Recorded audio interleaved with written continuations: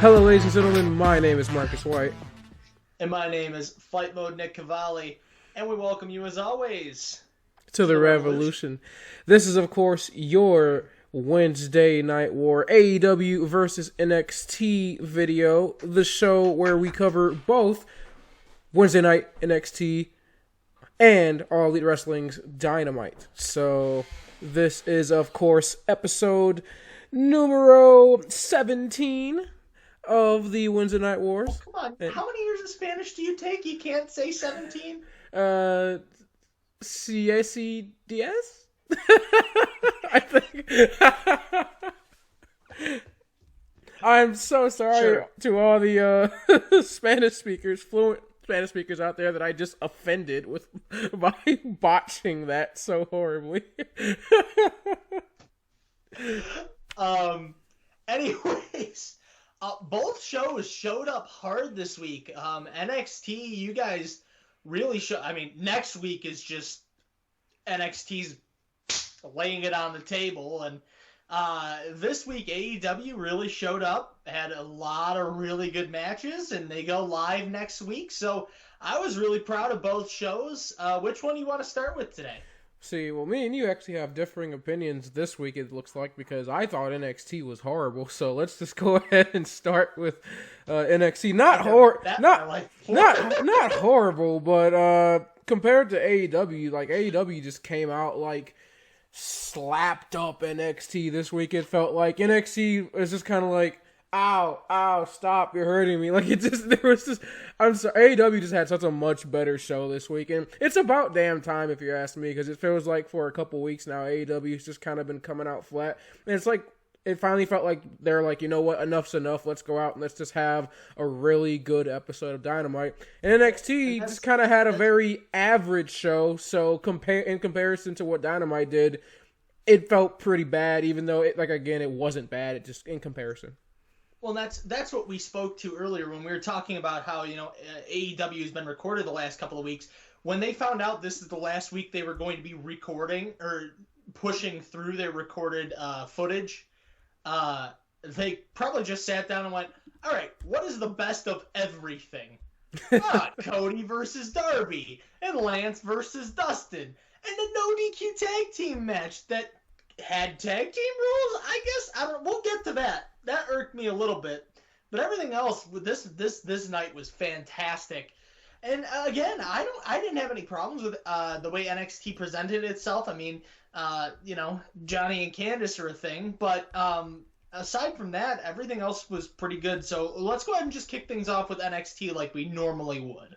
Yes, so NXT this week, of course, Mauro Ranallo is back. He's also joined by Beth Phoenix. Beth Phoenix. Yes, so this was interesting. Tom Phillips and Byron Saxton were there, although Tom was only used just to kick off the show and do a couple mid-announcement things here or there, and then Byron was used in a very interesting role that we will get to. So NXT starts off with Isaiah Swerve Scott taking on El Hijo del Fantasma, and I just gotta say it, for his second match on NXT, much better job, Mr. Phantasma, compared to our first introduction of you, because wow, that was bad. But this week, much better. I really enjoyed your work. Obviously, you're dealing with Swerve, who's amazing in the ring, and I thought that the result was the right one. I thought Swerve needed a much-needed win here. He picks up the victory with a crucifix pin. So nice to see Swerve picking up a victory. He's kind of been on somewhat of a losing streak here lately. What do you think here, Nick? Yeah, I thought this was the right way to go. Phantasma cannot pick up a second win here, especially looking at the way WWE normally does things. I mean, the guy who wins the tournament or wins Group A and Group B is probably going to be 2-1. There's going to be two guys who are 1-2 and a guy who's winless or something like that. I don't know. You know how they normally like to do their 50-50 booking, so I entirely expected it. And plus, Swerve, again, he's one of the favorites to win this tournament. Slowly but surely, somehow people are believing it's going to be Drake Maverick, and if he's re-signed a contract, congratulations. But Swerve's one of the favorites to win this tournament. I could see him definitely coming away with the interim cruiserweight championship, as Jordan Devlin would say. I thought this was the right way to go. It was a really good match. Excuse me. See, I say it to shorten the name, but it doesn't do any. The Son of the Phantom, El Hijo del Fantasma, really put on a good showing. Welcome to NXT. We'll pretend last week didn't happen, or at least try to. I was really pleasantly surprised with the way he was in the ring, and great finishing sequence. Second best surprise finishing sequence of the night. Yeah, I like the promo that Swerve cut after the match, saying that, he said before that he needs this more than anyone, and he said, when we're at the end of the match here, or not the match, but the end of the game, says give the ball to him, and I'll make the shot every time. And he says this will be Swerve's house. So, nice promo there from Isaiah Swerve Scott. Nice victory. Hopefully we continue to see more wins coming his way. Next, we get a promo from Dominik Dijakovic, and he's challenging Johnny Gargano next week on NXT. So, that's going to be a match. I'm excited for that. Double D has been fantastic in the ring, and he's only ever faced anybody his size, really, the last 6 months. So it'll be interesting to see him fight down a weight class. And Johnny Gargano, one of the best in the business. So this is going to be an interesting feud, hopefully. Well, he's been talking a lot of crap lately. So you're writing a lot of checks that maybe he can't cash. So we'll see. He gets in the ring with someone like Double D, Dominik Dijakovic, and he might get clapped. So definitely interested to see how that works out for Mr. Gargano.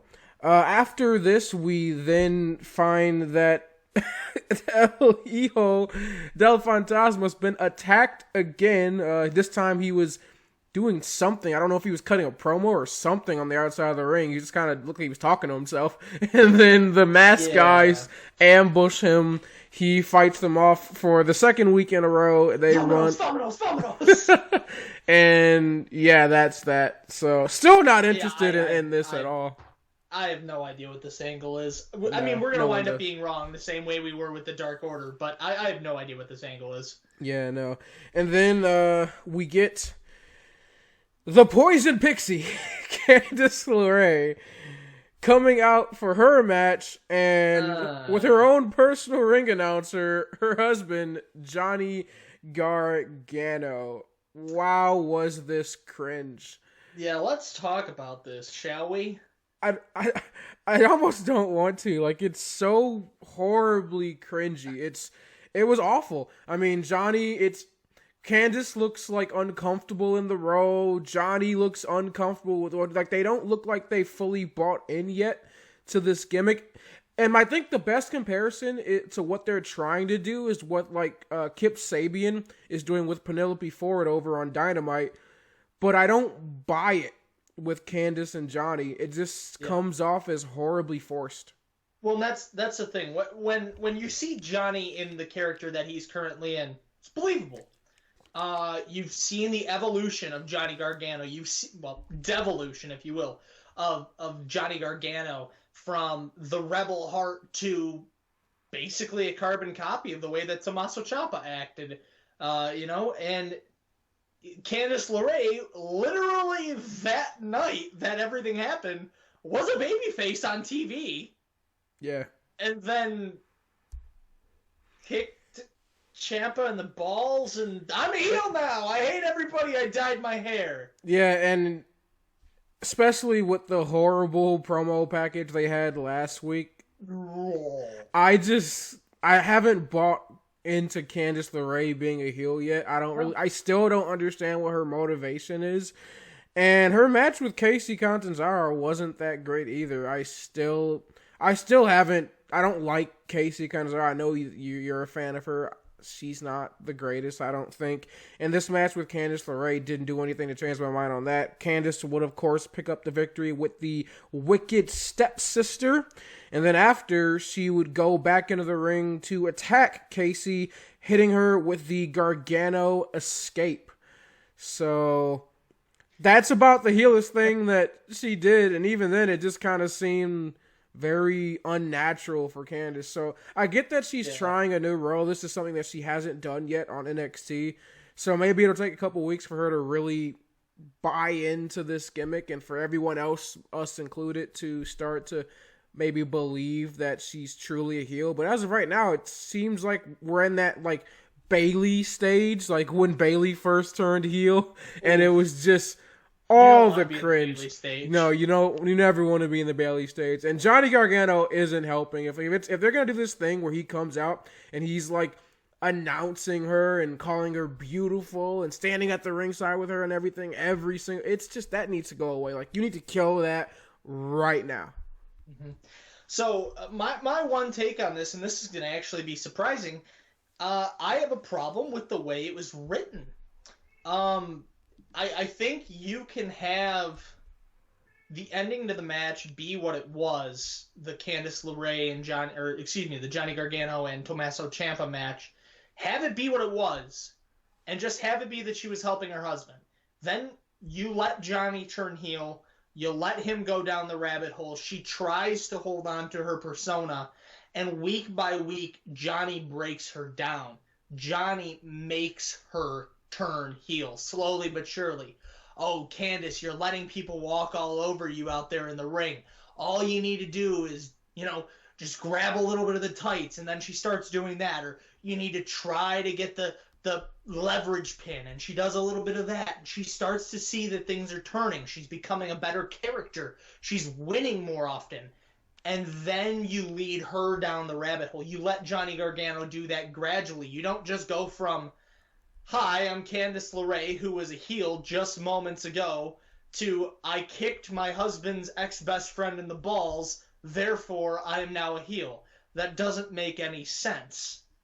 Yeah. So if it's me, I let Johnny go full heel, and I let him drag her down with him, because that gives you a redemption storyline that is so much better on the other end of this, where Candice breaks free of that, and she can either take Johnny with her, or she can break away from Johnny Gargano for a little while, kayfabe-wise, and be in her own spotlight.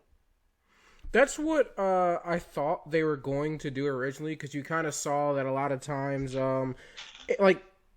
whenever Johnny would kind of get into it with Tommaso Ciampa, that Candice was always kind of there, and when it was Tommaso that was taking on the role of heel against Johnny, obviously Candice was there for her husband, but even then she always just seemed like she was very uncomfortable with the angle. So to see now that she's just like fully bought in on her husband turning heel, and it just kind of all again came out of nowhere, and the way they tried to justify it in that horrible promo, it just came off as very fake, I guess is the best way to say it.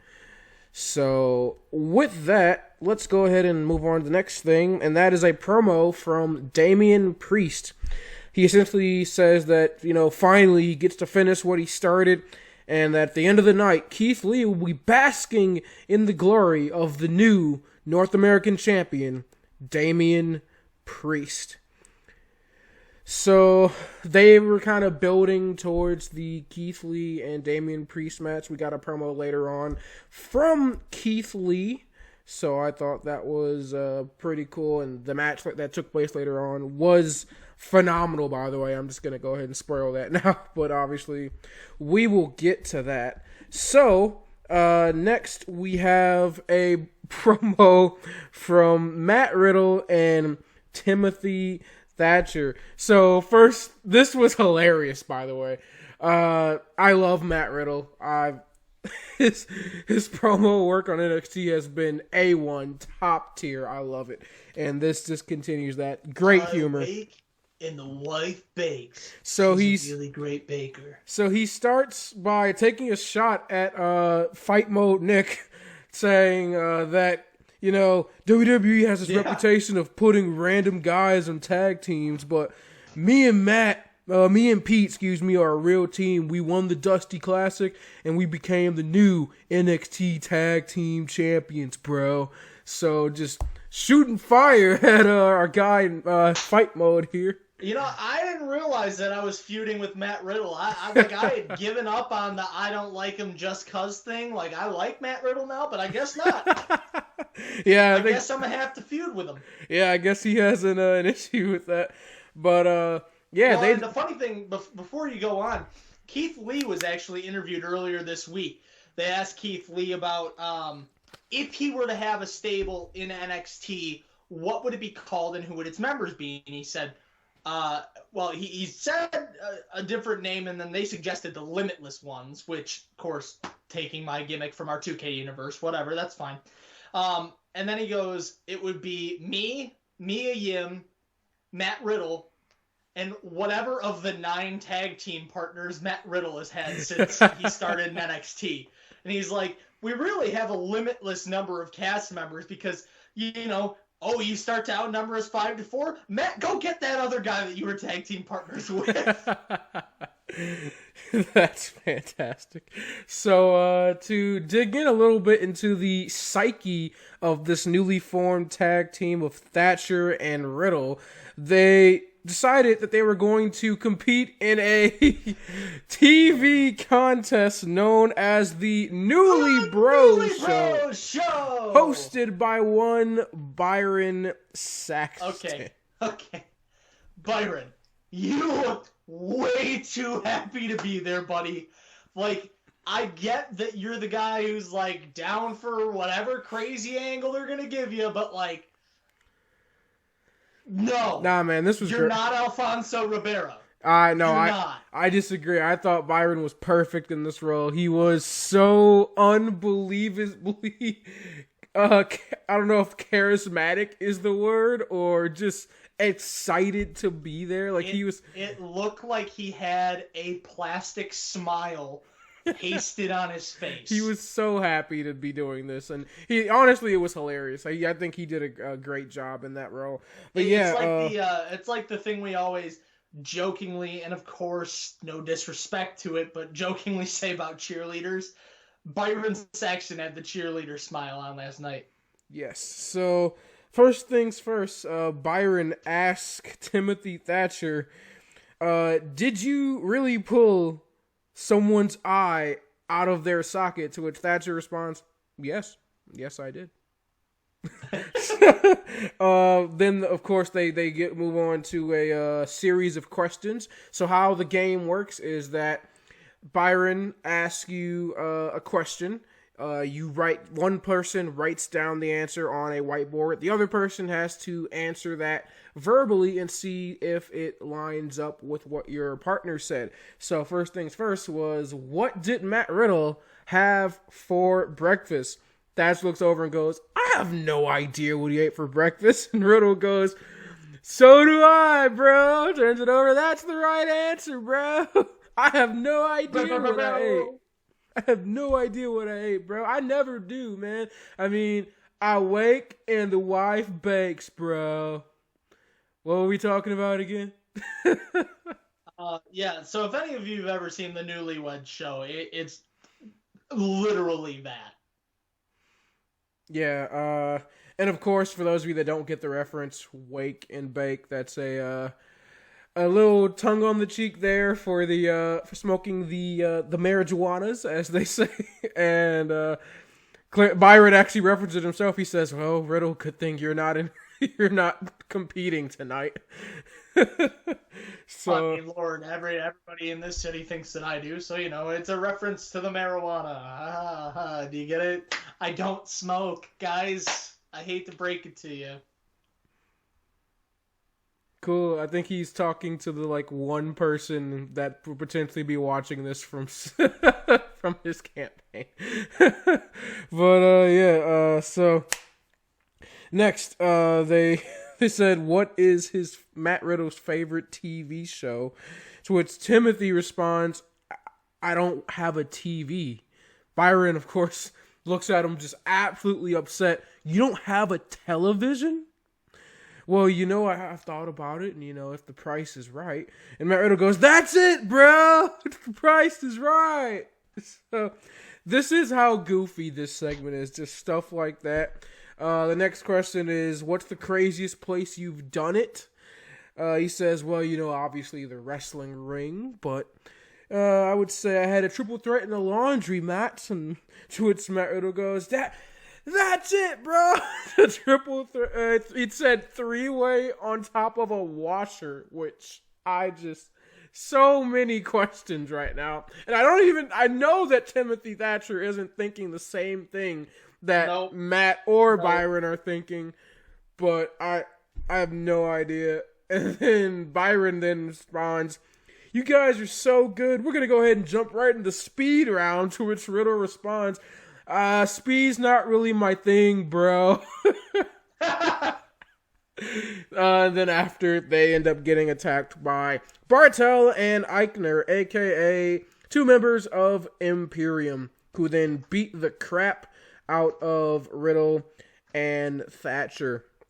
So, fantastic promo work from our guys, Matt Riddle and Timothy Thatcher. Byron did a great job. This segment was hilarious. It wasn't, it could have gotten cringy at parts. I think it was starting to, at the end, maybe reach that, if it had gone just a little bit longer, reach that, alright, this is enough. But you cut it off at the right point by having Imperium come out. You didn't, overly do the jokes, so I thought this was funny. I really enjoyed this segment a lot.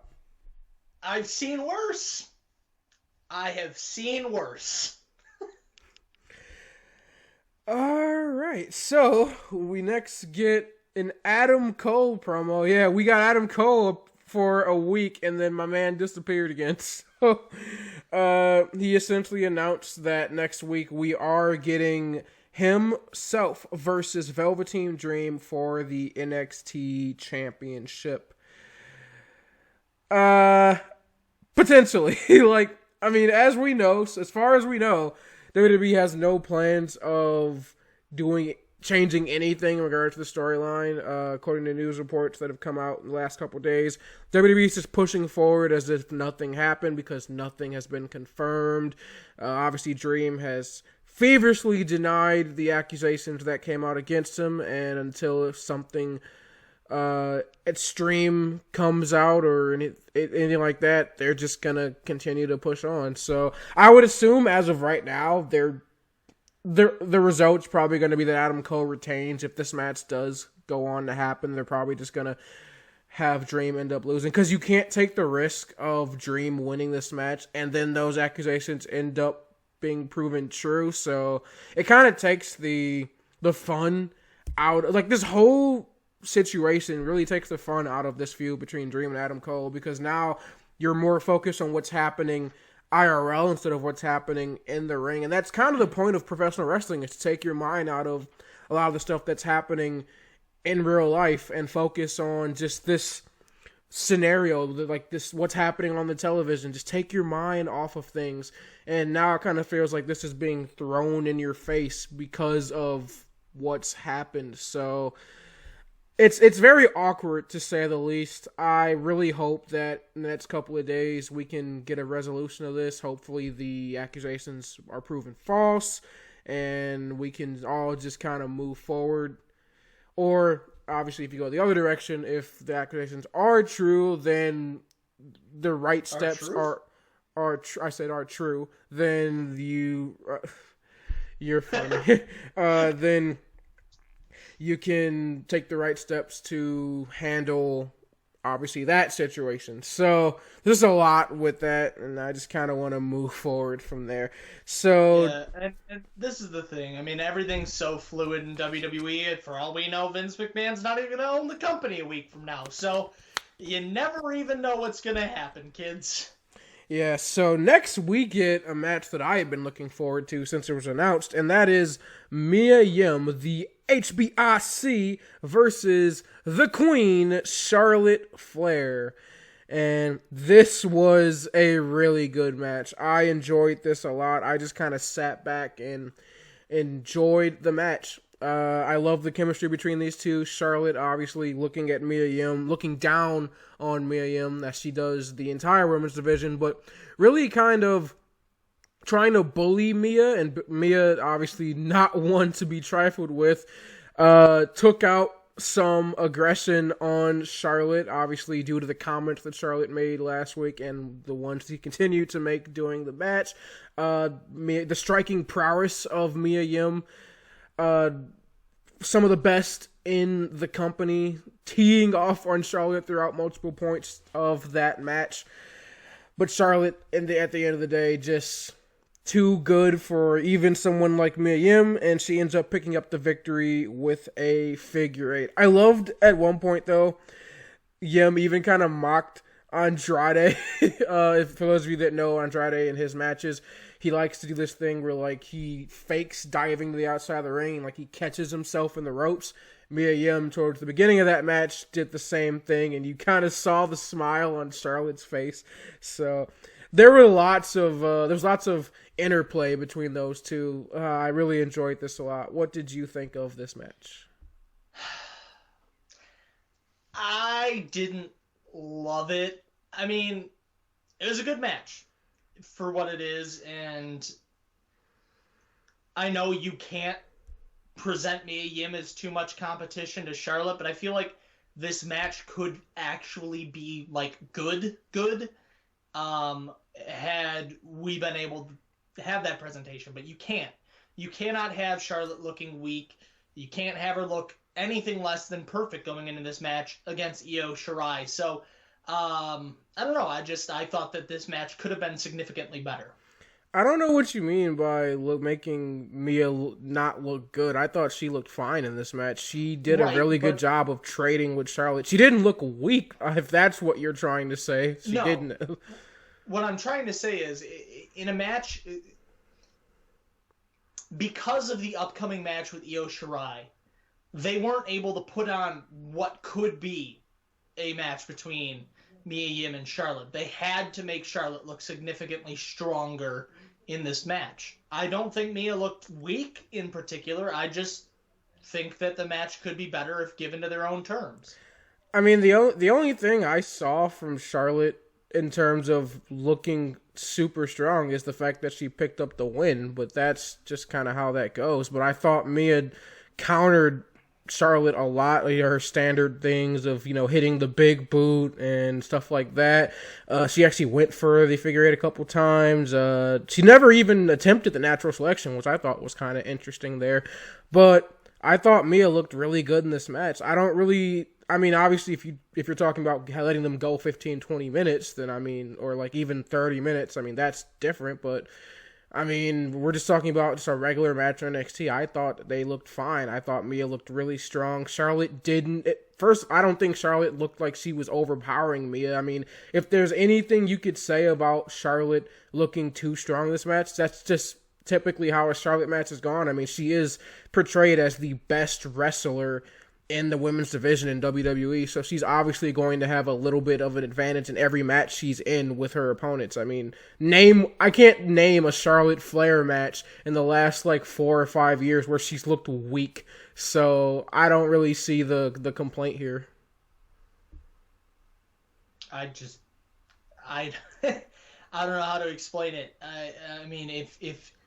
If Charlotte seemed to be in offensive control for a good portion of the match, which again is understandable based on the booking situation. I'm just saying from a pure match-based perspective. I'm not even talking about from a storyline perspective, because again, from a storyline perspective, the type of match they had makes sense. But from a true match-based perspective, I just thought it could have been better. The reason I would love you to go a little bit more in depth. What is it about the match-based perspective that you think could have been better? Because I feel like that the match they wrestled is a very standard Charlotte match. Charlotte's always going to have more control over her opponent. That's just kind of the way Charlotte wrestles her matches. But again, that's the thing. There are very few Charlotte matches that I find particularly super entertaining. the best matches with Charlotte are the ones where you feel like there's even this air of possibility that something could happen. And I just never once felt that in this match that Mia Yim had a chance. I guess, yeah. I mean, regardless of what, I think with anything they would have wrestled in this match, there's no one believes Mia Yim's going to win this because Charlotte has a title defense with Io Shirai coming up. So I don't know. I think there's just nothing they could have done really to deal with that. Yeah, they could have had the match after the title defense. But again, I think it was a fine match, and it would have been the same problem with anyone that Charlotte fights. So I don't see that as an issue. Would you rather Charlotte not have a match on NXT, and then would rather? Well, but this is the thing, because of the way she performs in the ring, I think Mia Yim is a good match for Charlotte. I think that the two of them could genuinely put on a good showing in the ring. So what I'm thinking is you put on a match here, like, I don't know, Candice. No, not Candice. Candice just turned heel. Caden Carter. There we go. Caden Carter. Or somebody like that. Yeah, but that's no just one really cares about. Yeah, but then we'd be complaining that Charlotte's just having a squash match that nobody cares about instead of having an actual good match against Mia Yim. So why replace a good match with a bad match that no one would care about? Because the match against Yim would be better if it were not in this slot. Or if WWE did not have, sometimes NXT included, very predictable booking. But again, you're making NXT though worse for this episode of NXT worse by then saying, well, let's make this match later on by replacing it with a jobber match, and no one's happy with a job match. I don't know anyone that goes, yay, squash match, fantastic week of NXT, guys, let's all go home. Like, so I don't know. I think that I'm okay with having another, like, I think I'd be fine having another Mia Yim match. I thought that they did a really good job in this match of telling the story that needed to be told. I thought, again, I don't think Mia Yim looked weak, and I think there is a potential for Mia Yim to maybe have a title shot down the line. You know, you see her pick up a couple more victories. I think they left that possibility wide open. It's just on this night, Charlotte got the better of her. That's just kind of the way that goes. Well, and this is the other issue with Charlotte coming to NXT is she dethroned Rhea and made Rhea look asinine in the ring. And Rhea destroyed the entire locker room. So now she goes into a match with anybody. I'm like, yeah, they have no chance. But see, that's where I disagree with you, though, is that Rhea never really destroyed anybody. Her match with Bianca Belair was very close. Her match with Shayna Baszler was, obviously, she was fighting above her class, it seemed like. So I don't really see it as, oh, Rhea destroyed the locker rooms. Now, if Charlotte beats, like, I think that would be better suited for what happened with Becky Lynch and Shayna Baszler on Monday Night Raw. You had Shayna destroy the entire women's division. You already had Becky tear through the division. So now it's like, well, who's going to challenge Becky? Is it going to be Shayna again? But you already had Shayna lose to Becky. So it's like, I feel like that's what you're saying. That's a complaint more suited for that than in terms of what's happening with Charlotte and Rhea. I feel like what happened with, I do agree, Rhea got embarrassed. But if you're going to tell the story that, okay, Charlotte just outclassed Rhea because, you know, she's been doing this for a long time. So now Rhea's going to have to build herself up, pick herself up, dust herself off, right, and, you know, get back to title contention and get to the level that she feels she's going to need to be at to beat Charlotte. But you haven't ruined the NXT Women's Division because you didn't really have one person go on a single destruction of the entire roster. Yeah, I mean, yes, but also no, because, again, even the people who've just hung with Rhea got embarrassed. 100% outclassed at WrestleMania. So what's going to happen to them against Charlotte? They're going to get crushed. But that's the whole idea, though, is that Charlotte, like, yeah, Rhea got destroyed because the story they're telling is that Rhea went into this match completely overconfident. She thought that she could just go out, face someone like Charlotte, telling the story that she's the greatest women's wrestler on the roster right now. Like, she's the best in the world. No one can touch her. You go into a match like that against Charlotte, overconfident, and then obviously the way Charlotte just outclassed her, so you get flustered, you lose the match. You saw the way Rhea was after the match. She was crying. She didn't even know what to say. So if they're telling that story, I can understand going forward that, yeah, Charlotte, she's that, for lack of a word, she's that bitch. Like, she's going to win majority of her matches in very dominant fashion. And even again, but looking at the match against Mia, it wasn't like it was one-sided. It was very close. You can have someone like Charlotte go on win streaks without just dominating the opponent. Like, if we saw Charlotte coming out here every week and then just beating people in like less than 5 minutes, I'd agree with you. But the fact that this match with Mia went a good like 10 minutes or so, and Mia, not including commercial breaks, I think it went about 10 or 15 minutes or so. And, Mia looked very strong. So, and then it also depends on how her match with Io Shirai goes. If the Io is made to look incredibly strong and Charlotte just barely gets away with the victory, then yeah, going forward, you've set the table for Charlotte still having a dominant reign, but not making the NXT Women's Division look weak. And I think that's where, if that happens and Charlotte does just decimate Io, then I'll give you that point. Yeah, then Charlotte's being booked way too strong. And the only thing I can say about this going forward is, give me a couple false finishes, some stuff that makes me go, maybe.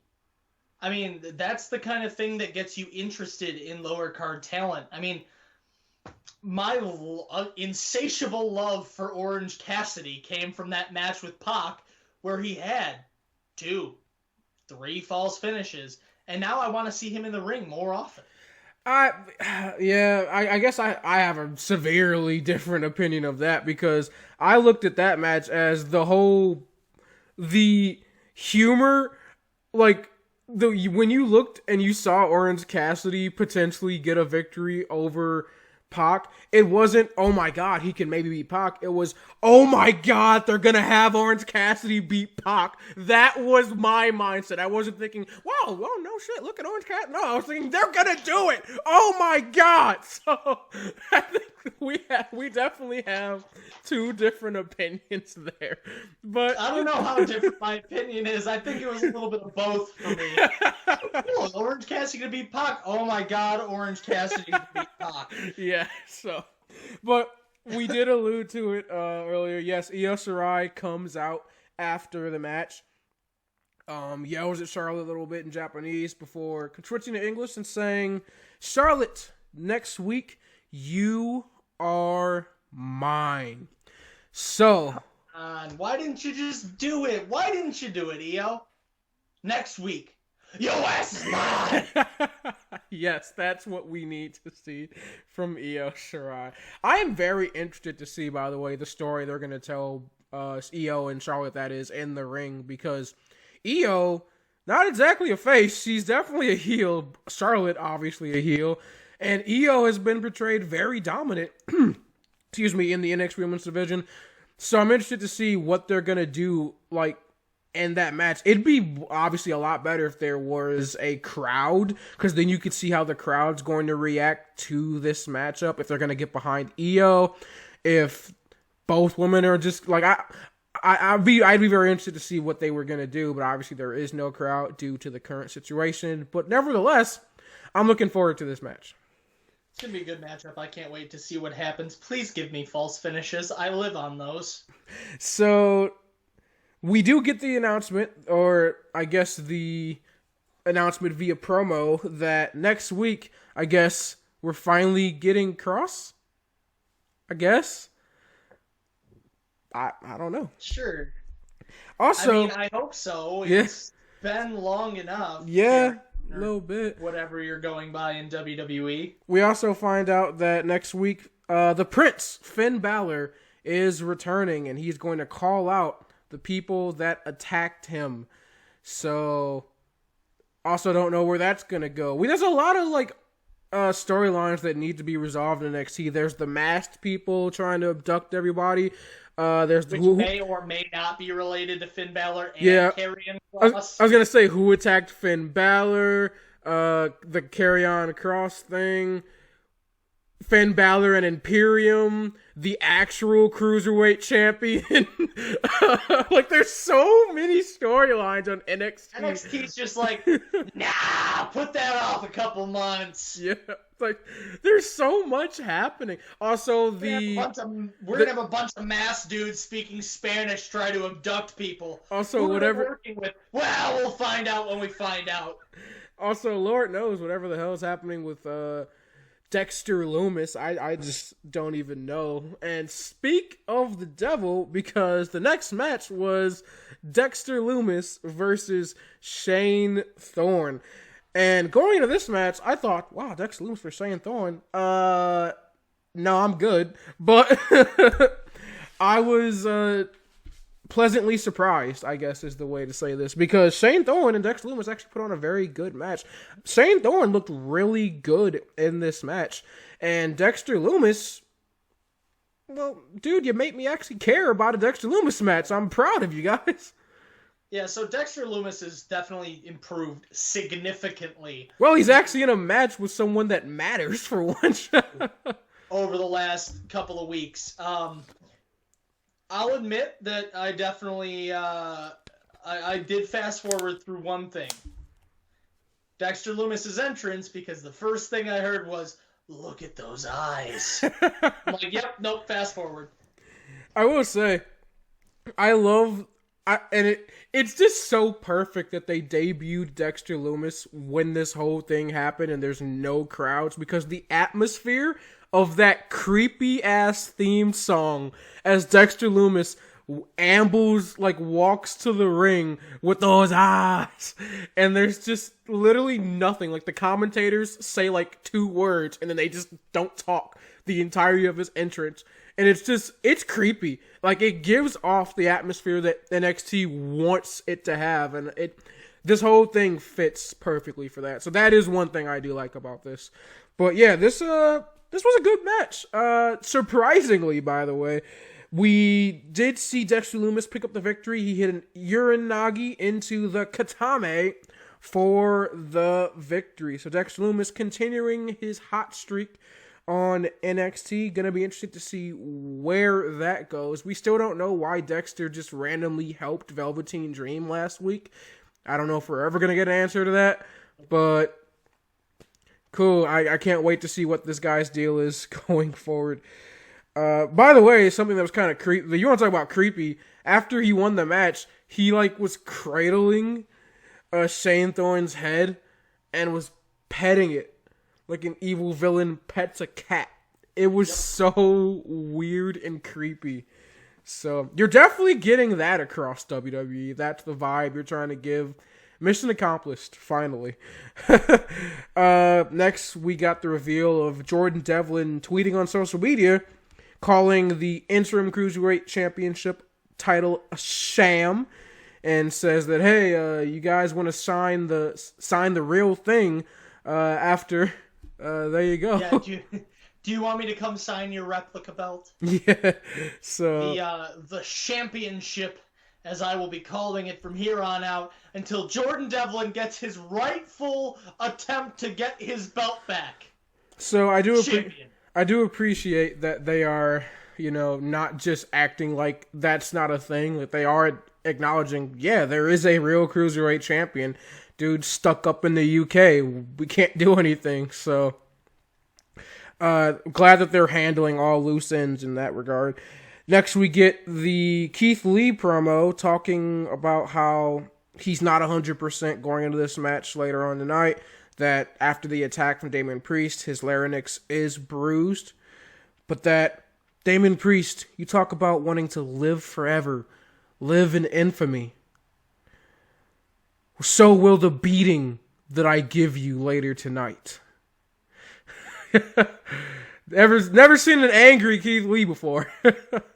It's fun, isn't it? It's scary. Yeah. So next, get a little bit more Cruiserweight action. That's Tony Nese versus Drake Maverick. So I think it's just confirmed at this point. It's a storyline. The way they're booking this, it's gotta be, right? Otherwise, you are really effing with this guy if it's not. I hope it's a storyline at this point. But Yeah, they showed a promo of Jake Atlas last week outside with Drake Maverick, talking to him, saying, I believe in you, Drake, and I look in your eyes, I can see that you do too. So kind of motivating Drake Maverick, and that helped him going into this match, or at least it did at the end, because for 2/3 of this match, it was just Drake Maverick getting his ass kicked by Tony Nese. But it was a good story that they told in the ring. The obviously larger and stronger Tony Nese getting the better of Drake Maverick the majority of the match, talking down to him. Like, almost like they said that schoolyard bully mentality. That's kind of what we saw in this match. And finally, like the nerdy kid that's been picked on his entire life, finally he just had enough. Drake Maverick stands up to Tony Nese, starts laying into him with the flying fist. We then got a corner cutter for a near fall, and then eventually we get the bulldog from the top rope for the win. Drake Maverick after says, "Call me the Wolf of Wall Street, because I'm not freaking leaving until I am the next Cruiserweight champion." So, fire from Drake Maverick in the ring and out of it. What did you think of this whole segment, Nick? I really hope that he's been re-signed. I really hope they're not just toying with my dude, because Drake Maverick is straight fire in the ring, as Becky Lynch would go. Oh God, I forgot about that. Oh. But yeah, he's a fantastic competitor. I really hope that they're going to give him a second chance. Yeah, as we talked about earlier, or on last week, this whole thing with Drake Maverick is a little unsettling, I guess. It's definitely not the most tasteful thing, because essentially you have an angle about a guy getting fired where he actually did get fired, and now it's been turned into an angle. So it's not the most tasteful thing from WWE, but then again, when has WWE ever been tasteful? I mean, for God's sakes, they literally acknowledged the Katie Vick storyline on SmackDown last week, so yep, these people have no remorse, as we all know. So finally, we get into the main event, and that is Damian Priest versus Keith Lee for the North American Championship. Every time I see Damian Priest entrance, I love it more and more. The guy's just got he's just got it. He's got it. Yep. Yeah, like the gimmick, the entrance, the way he that deep ass voice when he's cutting a promo, his in-ring ability. My name is Damian Priest. Yeah. I'm gonna beat your ass. His in-ring ability, like everything, he's got it, man. And honestly, I was going to this match with the mindset that if Damian Priest wins this match, I'm okay with it. I am okay if Damian Priest is our new North American champion. There's not a lot of people, like if Dijakovic had beat Keith Lee, I would have been like, oh God, whatever. 'Cause not that I don't like Dijakovic, but we saw the angle with the whole Fight for Everything where it was like, I don't need to see this another 100 times. But even with Damian Priest or in earlier matches with Keith Lee, I was like, I don't know, he's not ready yet. But now I was to that point tonight where if Damian Priest, if they had put the belt on him, I'd have been like, that's fine with me, man. I'm cool with it. He's handing over the proverbial baton. Oh God, I crack me up. You're the only person laughing at that. So yeah, this was a fantastic match. This was the best match on NXT. I'm just going to spoil it. This is my match of the night. I thought this was fantastic. The storyline they told with Keith Lee obviously having the bruised larynx, I thought that was interesting. The idea that, as a big guy, being a big guy myself, also to move around, you need a lot of air, a lot of oxygen, power those muscles, power that big body. So obviously when you take away some of that, it causes you to get a little bit more winded, to not be able to do as much in the ring. So that was kind of the storyline they told in this matchup. Damian Priest looked athletic as all hell. Keith Lee still able to power Priest around. At one point, he launched Damian Priest like a lawn dart over the guardrail into the side of the ring. It actually directly into the apron. Yeah. That was brutal. We actually saw what's a little bit of a feat of strength from Priest. He hit the broken arrow on Keith Lee, which, my God, the fact that he was able to power Lee up, I didn't think those legs were going to hold, man. Like, I thought he was just going to, like, collapse under the weight, but nah, he powered him up, and he hit the broken arrow, and Lee kicked out. So it was after that, Damian Priest just kind of got desperate. He seemed like he had kind of reached the end of his game plan, so goes outside, grabs a nightstick. He grabs a nightstick and the belt. The ref only sees the belt. He's like, hey, what are you doing? He's like, oh, I just want to take care of this, secure it. So the ref takes the belt. He's going to put it away, I guess. Priest slides into the ring with the nightstick, goes to smack Lee with the nightstick, who catches his arm. And this was perfect. You have Damian Priest looking down at Lee, like straight out of a scene out of a movie. He looks down and goes, impossible. How? Keith Lee goes, no, because I am limitless. Rips it out of his hand. Grizzly Magnum, 2 Spirit Bombs, 1, 2, 3, and still North American champion, the Limitless one, Keith Lee. What did you think of this match? Okay, great match.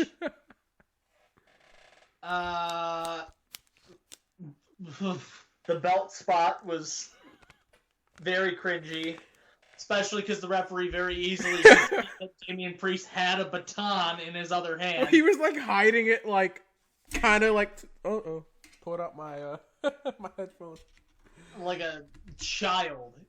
He was like hold up. He was like hiding it like kind of to the side, like, oh, you can't see this, but no, it was kind of. And then I don't even get. He was like, yeah, secure it, take care of this, and the ref's just like, okay, like you don't question that. Yeah, no, he just didn't. And then even the ref's reaction when he turns around and sees Priest trying to hit Keith Lee with the baton, he's just like, come on, Priest, you know you can't use that. Like, bro, what? And then the scene straight out of a superhero movie. Impossible! I am limitless. Ah. And to ref.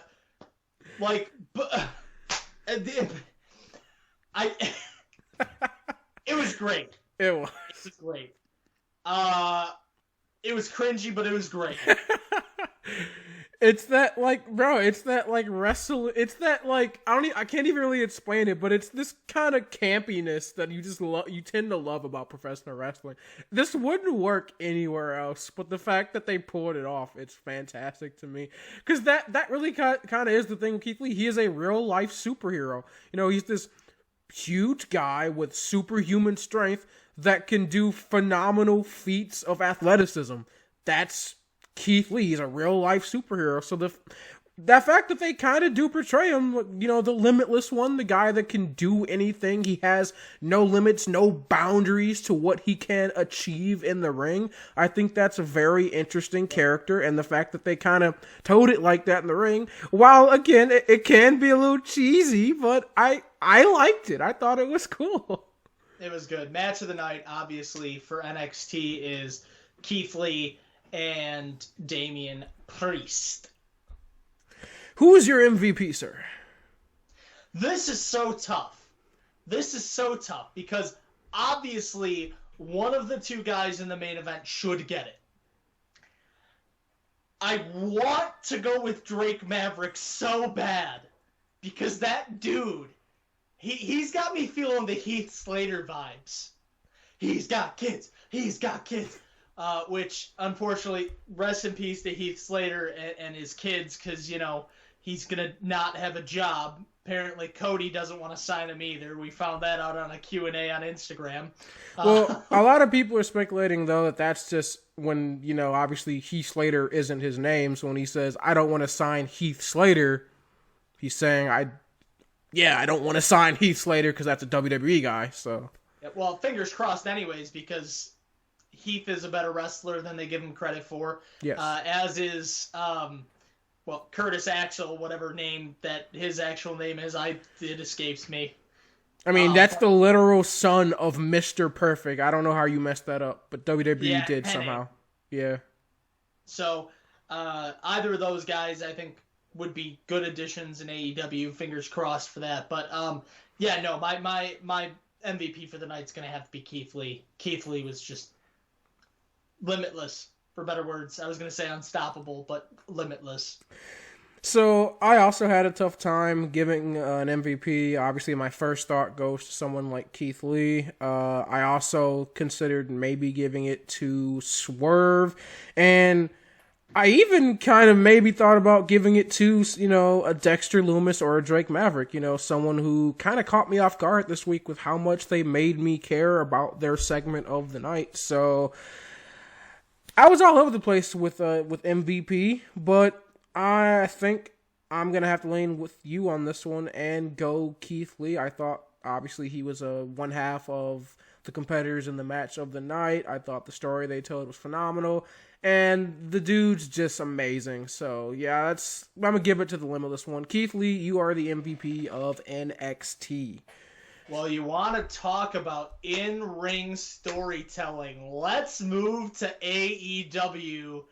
And we open with what is definitely a match of the year candidate. So they kick things off. First of all, it is Jericho and Skivon again on commentary. They start the show with a promo from Darby Allin and Cody, both talking about what this match means for them.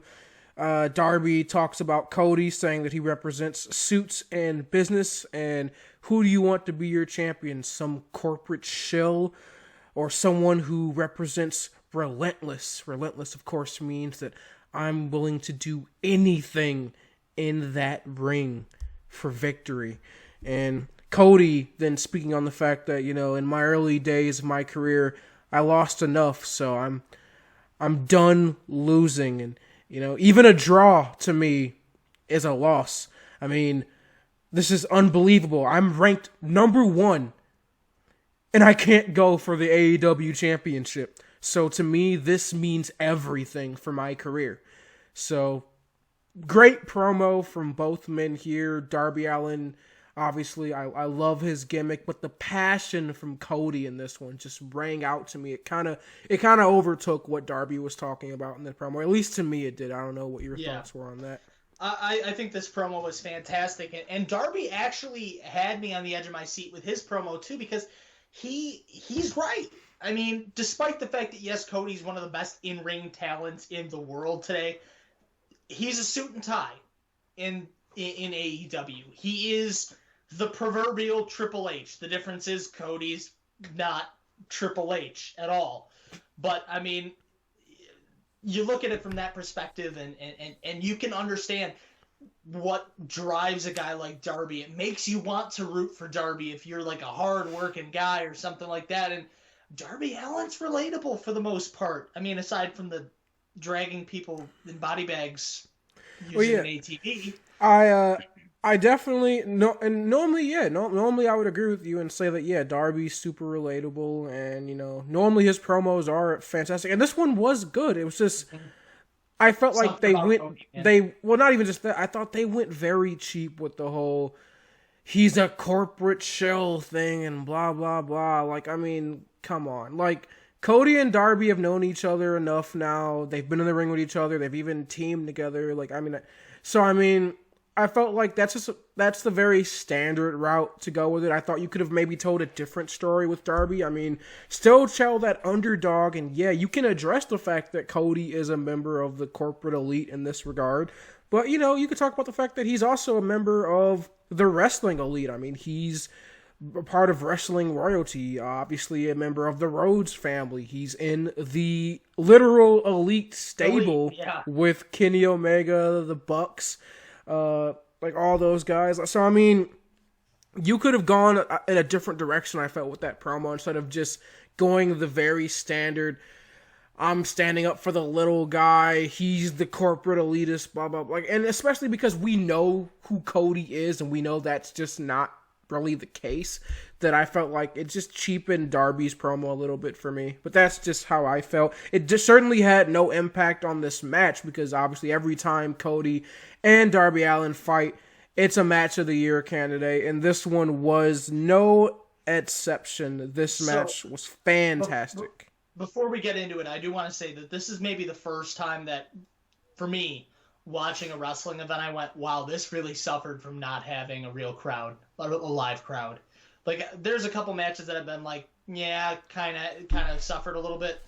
The crowd interaction and the crowd reaction in matches between Cody and Darby has always been explosive.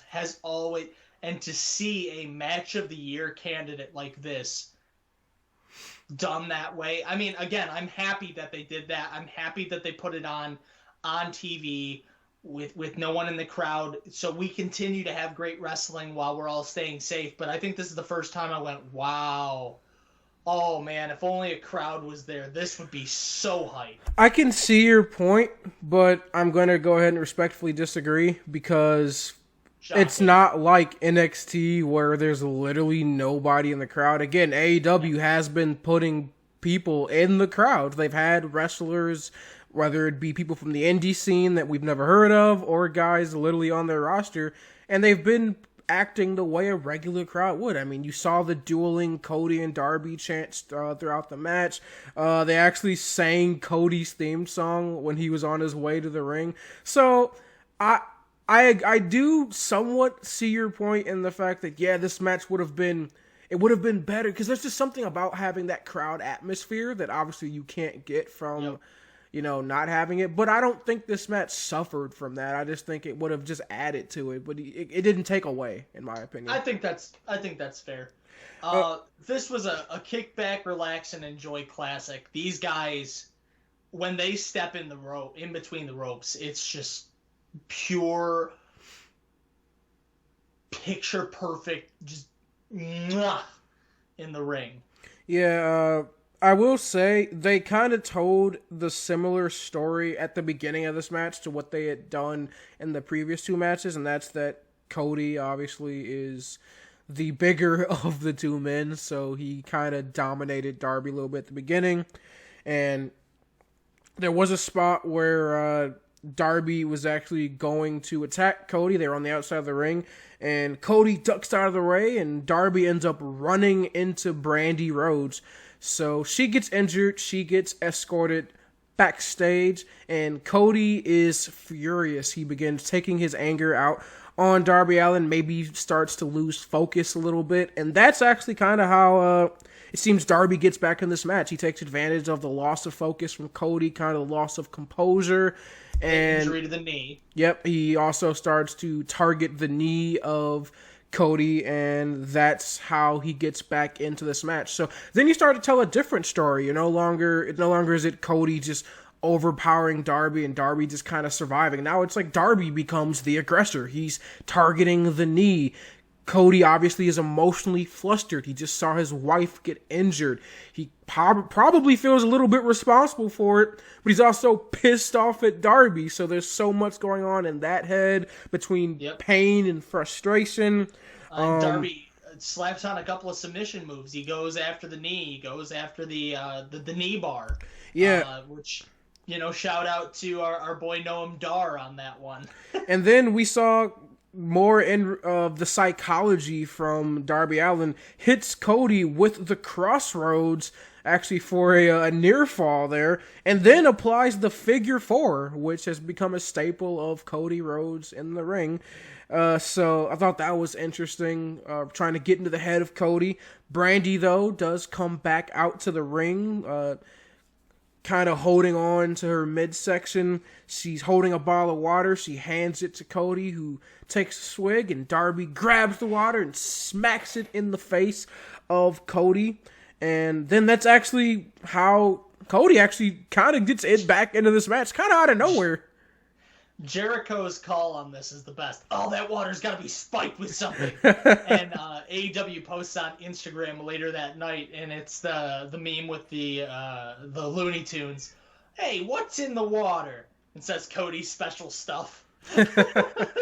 So Cody gets back into this matchup, gets the upper hand, and he goes up to the top rope. Darby on the ground, and he's going for the moonsault. He's going for the coffin drop? Yeah, so actually a callback to one of their last matches where Darby goes for the coffin drop, Cody gets the knees up, and they redo that spot, except throws a reverse. Cody goes for the coffin drop, Darby gets the knees up, which, by the way, I don't know who that hurts more, because Cody's definitely bigger than Darby, so it kind of looked like his knees kind of crunched up there a little bit, but then Darby actually goes, by the way, and I'm going to break this down, this ending spot, so effing creative. So Darby goes to the top rope, hits the coffin drop the right way on Cody, and it looks like he picks up the leg of Cody, he's got him rolled up for the pin, but Cody tilts his weight so that Darby Allin has his shoulders flush on the mat, so when the ref counts the pin, it's actually Darby Allin essentially pinning himself. Yes. And well, the funny thing is, if you look at it, after the match, Aubrey is trying to explain to Darby what happened, because Darby isn't even thinking about the fact that his shoulders are down. He's thinking about the fact that he's pinning Cody. All the while, Cody has rolled his one shoulder up and rolled over just enough to get Darby flat on his back. Exactly. So you then see the frustration on Darby's face. He puts his face into his hands, but Cody's so smart. That's just the in-ring prowess that he just has that advantage over Darby Allin. He's just been in this business too long. So very creative ending to what was a phenomenal match. Huge props to both men. Huge props to everyone that was involved in booking this match out. I thought this was fantastic. Yeah, I think this was an absolutely fantastic match. One of the best matches that I've seen this year. Is probably the best quarantine match I've seen. And by that, I mean match. I suppose I should be more specific because there's the couple of cinematic things that both WWE and AEW have put on that are like... Even then, I mean, it's up there. I don't know if it's the best, but it's definitely...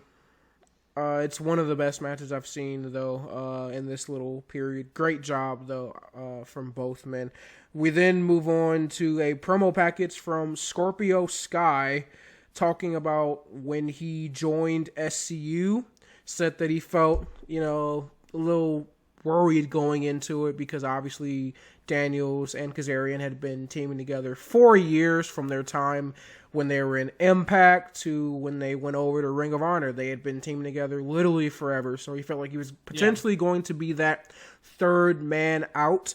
But no, he said he just fell right into place. Obviously, he developed the catchphrase, "This is the worst town I've ever been to." It caught fire like that. He's got crowds all over the world saying it along with him. He then goes on to say, I walk around the locker room and I see a lot of guys that are, just content, just happy to be here. And that's not me. I don't want to just be good. I don't even want to be great. I want to be an effing legend. So, strong words, fantastic. Yep. Please continue this. I'm loving this from Scorpio Sky. Yes, and then we get an update, a medical update on MJF. MJF has gone to his nail specialist, the best nail specialist in the world. And he has found out that through his strong rehab, he has not only healed his hangnail. He's overhealed. He has the strongest nail in the world. Unfortunately, though... Doing the right thing, trying to come back for you, but not just for you, for me. I don't know how to say this. I nicked my neck while I was shaving.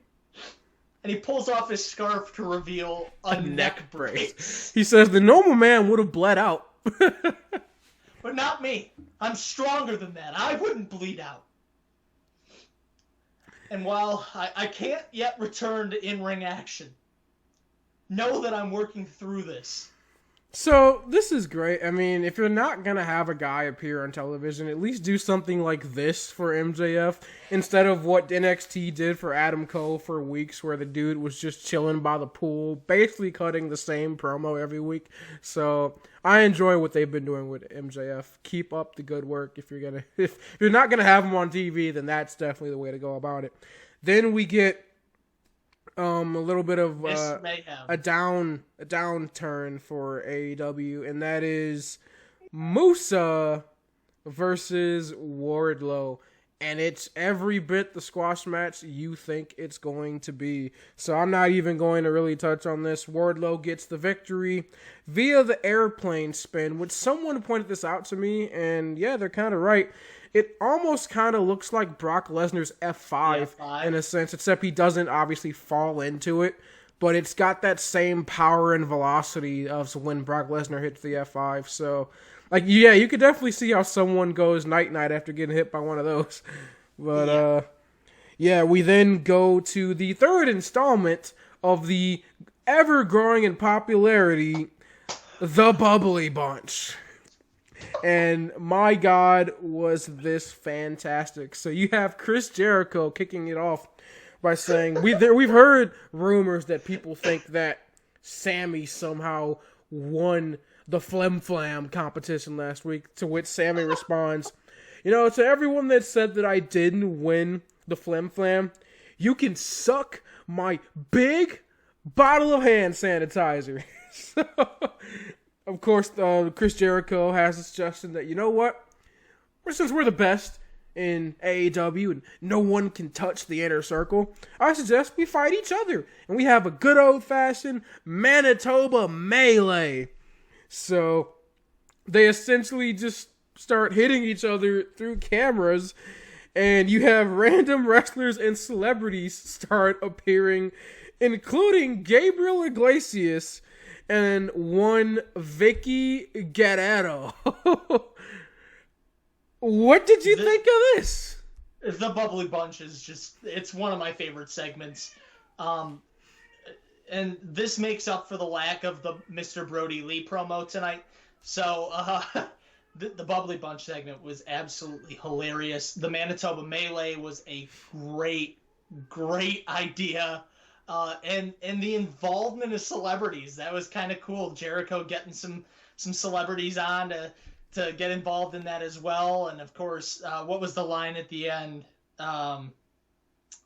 Was that oh god, I can't remember his name. Was that so-and-so with a taser?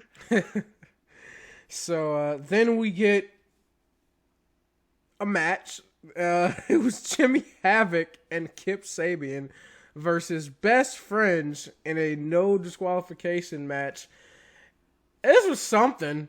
I normally love Jimmy Havoc's no DQ matches. This one just didn't do it for me. I liked it. It felt safe, but I liked it. So, and I don't know if that's going to be a growing theme with no DQ matches in the meantime, of, hospitals being full of the COVID and such. But yeah, I mean, I think that they've been rather safe with their no DQ matches for the most part. Well, it's not just that it was safe. It was also the fact that what are they fighting for? I mean, yeah, it was very tongue-in-cheek in the promo last week, but that's a very genuine thing. Why are they having this match? So because they keep attacking Orange Cassidy. So I didn't care, like, out the gate really going into this match. It's no DQ really for just no reason. So there's no because Jimmy Havoc's in it. Because Jimmy Havoc, I guess. And some of the spots were cool. I mean, we saw the spot where Havoc threw a steel chair at Orange Cassidy. We saw a couple power drivers on steel chairs. But I don't know. This match, it just didn't do it for me. It didn't grab my attention. The spots again. It wasn't that they were safe. They just, I don't know. It just didn't do enough to make me go, oh wow, that's fantastic. And it's weird because it was fast paced at a lot of points. The action wasn't necessarily bad, but I don't know, the two tag teams didn't. It wasn't like watching like I don't know like the Young Bucks versus the Lucha Brothers and their Death Ladder match where like that was just like wow look at that, or watching Jimmy Havoc even in his freaking the Cracker Barrel classic or whatever it's called, where he just goes out there and just destroys people, and you have the crowd getting into it. And maybe it's the fact that there's no crowd there, or it's the fact that Jimmy Havoc's character's been altered so weirdly lately, where he's just randomly a heel with Kip Sabian, but I still kind of want to cheer for him.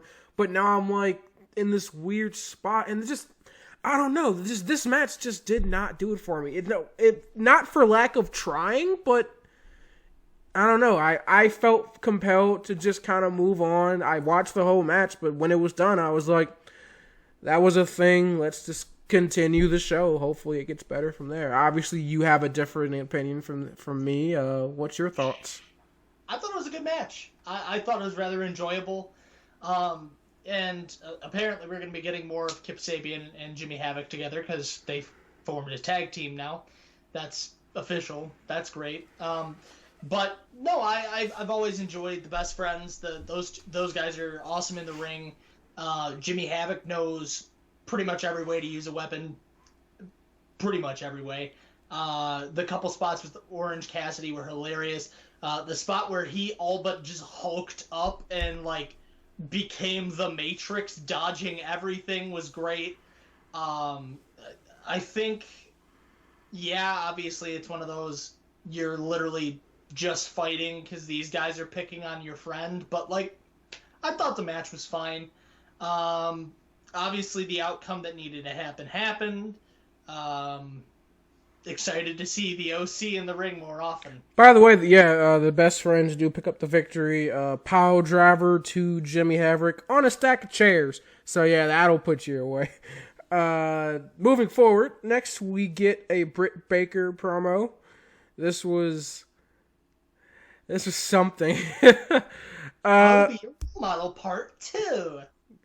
Yeah, this is also cringe. This is also very cringe. And I like Britt Baker, but God, I thought this was great. This is all kinds of cringe. The whole thing with Reba, that was the most interesting part. With Rebel? Rebel. I thought that was... Britt Baker was calling her Reba. The whole idea is that she's disrespecting her. She doesn't even know her name. Yeah, so I thought that was eh. And then, but yeah, she gives out rule number 2, and that's that not everybody can be a role model. Specifically glasses wearers. If you're not someone like a doctor or a regular smart person, you should not wear glasses. You're just impersonating people. I mean, I look at Nick and, it kind of makes sense. I mean, he's not you listen to his comments every week on wrestling, and I kind of agree with Britt here. Actually, you should take the glasses off because clearly you're impersonating someone who has an actually intelligent opinion on professional wrestling. No, I'm not. I think what I'm impersonating is someone who doesn't have good vision. That might just be me. Maybe I'm wrong. Hold on, let me. Yeah, no, I need these. Oh, looks like you can see fine to me. But yeah, the next thing she says, fat people also cannot be role models. I've never been one to advocate for altering pictures, but if you're taking a picture, you're just letting it all hang out. You just do it for the betterment of, the people that have to see you, and just tuck that thing away. And then finally, snaggletooths, just... Come on, no one needs to see that. So essentially, she was taking shots at Shivani in this entire promo. Again, I just thought it was kind of cringe. I don't know. I didn't really buy into this one as much. I'm ready for Britt Baker to actually do something worthwhile. So, yeah. Yeah, I mean, again, I like it. It builds the character. I like some of the like little things. There's things around her office that very like motivational pictures that instead of motivational, it's like not everyone can be a role model. I think it's very Britt Baker. The script that she wrote for her makeup artist, I thought that was hilarious. And the second she went off script, honey, can you come back here for a minute? Let's do this the way we rehearsed it, shall we? So I thought it was really good. It really pushes the character forward a little bit. But I'm excited to see where this continues to go. Hopefully they continue to build on this. The whole oh God, that's not supposed to be there, and it's her Twitter handle. That actually did get a chuckle out of me. Next we get Shawn Spears versus Baron Black. My God, this is a theme every week between Wardlow, Shawn Spears, and sometimes Lance Archer. Just the amount of job matches on AEW lately is just almost becoming unbearable. It really is. I watched it. I don't fast forward, so I watched the whole match. I wish I hadn't, because I definitely could have fast forwarded through this, because there wasn't anything to take away from this, except for the fact that Baron Black looked like he would have been more of a challenge than he actually was for Shawn Spears. But, I mean, he did get a couple good hits in there. I mean, he chopped up the chest of Shawn Spears. You could actually see it visibly on Shawn Spears' chest after the match. He looked like he was actually pretty upset about that. So, other than that... I do have one takeaway from the match, personally. It's the ending of the match, where Shawn Spears locks in the sharpshooter and literally his face goes like blank. Like it went on like full Kota Ibushi Wrestle Kingdom 14. Dude slapped on the sharpshooter and was like, tap. And then he taps out. He's still just sitting there holding it in.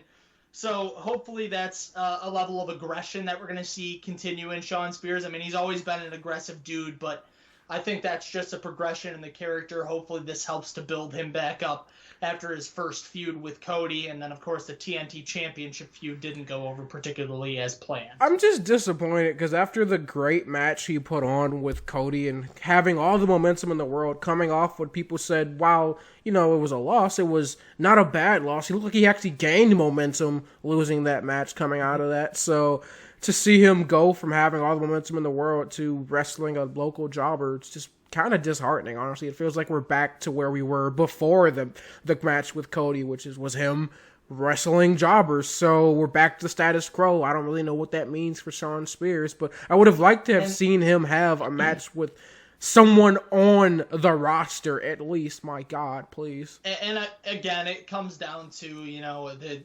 AEW taped this all within the span of a couple days. They only had 12 of their guys on site for the taping, so they did what they could for social distancing purposes and for the purpose of not spreading the disease that is out there currently. So it's a product of what we have. They only had so many guys when they taped these matches, so I'm not going to try to make tons of excuses. It's still a job match. There are still other guys on roster who were there. But at the same point, I mean, they were taped 6 or 8 weeks worth of matches with 12, 15 guys. I'm not gonna let them get away with it. I'm just not. Every week I come out and I say it, whether it's AEW or Raw, SmackDown, or whatever, I don't care. You give me a squash match, I'm immediately just gonna be annoyed with you. I mean, even if there are, again, I mean, it's not, and there's not that you can't get some things out of squash matches. I mean, again, I got kind of on Raw, the whole thing with Bobby Lashley, and even again, like, you know, showing the frustration with Shawn Spears later in the match, but it's still a squash match, which is just inherently lazy. It does nothing for anybody. And no one comes away from this happy. The guy that lost the match isn't happy. The guy that won the squash match, unless you just love winning matches that don't benefit you at all, you're probably not happy for that. And the crowd doesn't come away from that happy. So you basically just wasted everybody's time. Now let's move forward. That's my mindset on that. So next we get a promo from Marco Stunt going into his match with Brodie Lee. And Marco Stunt, man, you did such a great job in this promo, making me care, making me go into this and go, man, what a guy, you know, tough little dude. He can fight hard, you know, he never gives up, that John Cena mentality. He's, you know, when asked, what's it going to take to put me away? More than that, like, dude, phenomenal promo, by the way. And I think, again, there's been this misnomer that I hate Marco Stunt. I definitely don't. I love the guy. I think he's very entertaining. I love him in Jurassic Express. I've defended him early in our earlier editions of our shows. We talked about how our people said that Marco Stunt hinders Jurassic Express or shouldn't be a part of it or shouldn't even be on the roster. I heavily disagree with that. I love Marco Stunt. I think he's earned his place on the roster in Jurassic Express. I think he's a fine competitor. But my issue was with his placement on the card, who he was competing against. That was my issue, and it was the timing of everything. And I had an issue going into this match, and because, again, you look at it on paper, it's a squash match. But then you did a fantastic job building up Marco Stunt in that promo, and I'm thinking, you know, about damn time. Finally, we can get something out of this. And then you did exactly what I thought you were going to effing do. It was a squash match. Brodie Lee destroyed Marco Stunt, and all that goodwill that you gave him going into the match, you proved my point. I don't care. This promo lays the seeds. This is perfect. Marco Stunt doesn't give up. He fights hard. He's going to fight on till the end. And then they ask the question, what is it like without Jungle Boy and Luchasaurus around? And that's when your brain goes, the Dark Order. We've been talking about this for weeks. It's been teased for weeks. He gets this match with Brodie Lee now, and his friends are nowhere there to protect him. They're not there to be with him. And he has seen that. I think this promo into this match shows that he's the kind of guy that Brodie Lee will want in the Dark Order, that he doesn't give up, that he fights hard, that he's willing to do what it takes to get to that next level. But he just hasn't been there yet. That's what they talk about with the Dark Order. Are you the kind of guy who you feel like you've been cheated out of it? You feel like you've got what it takes, but you've never been able to get there? We can bring you there.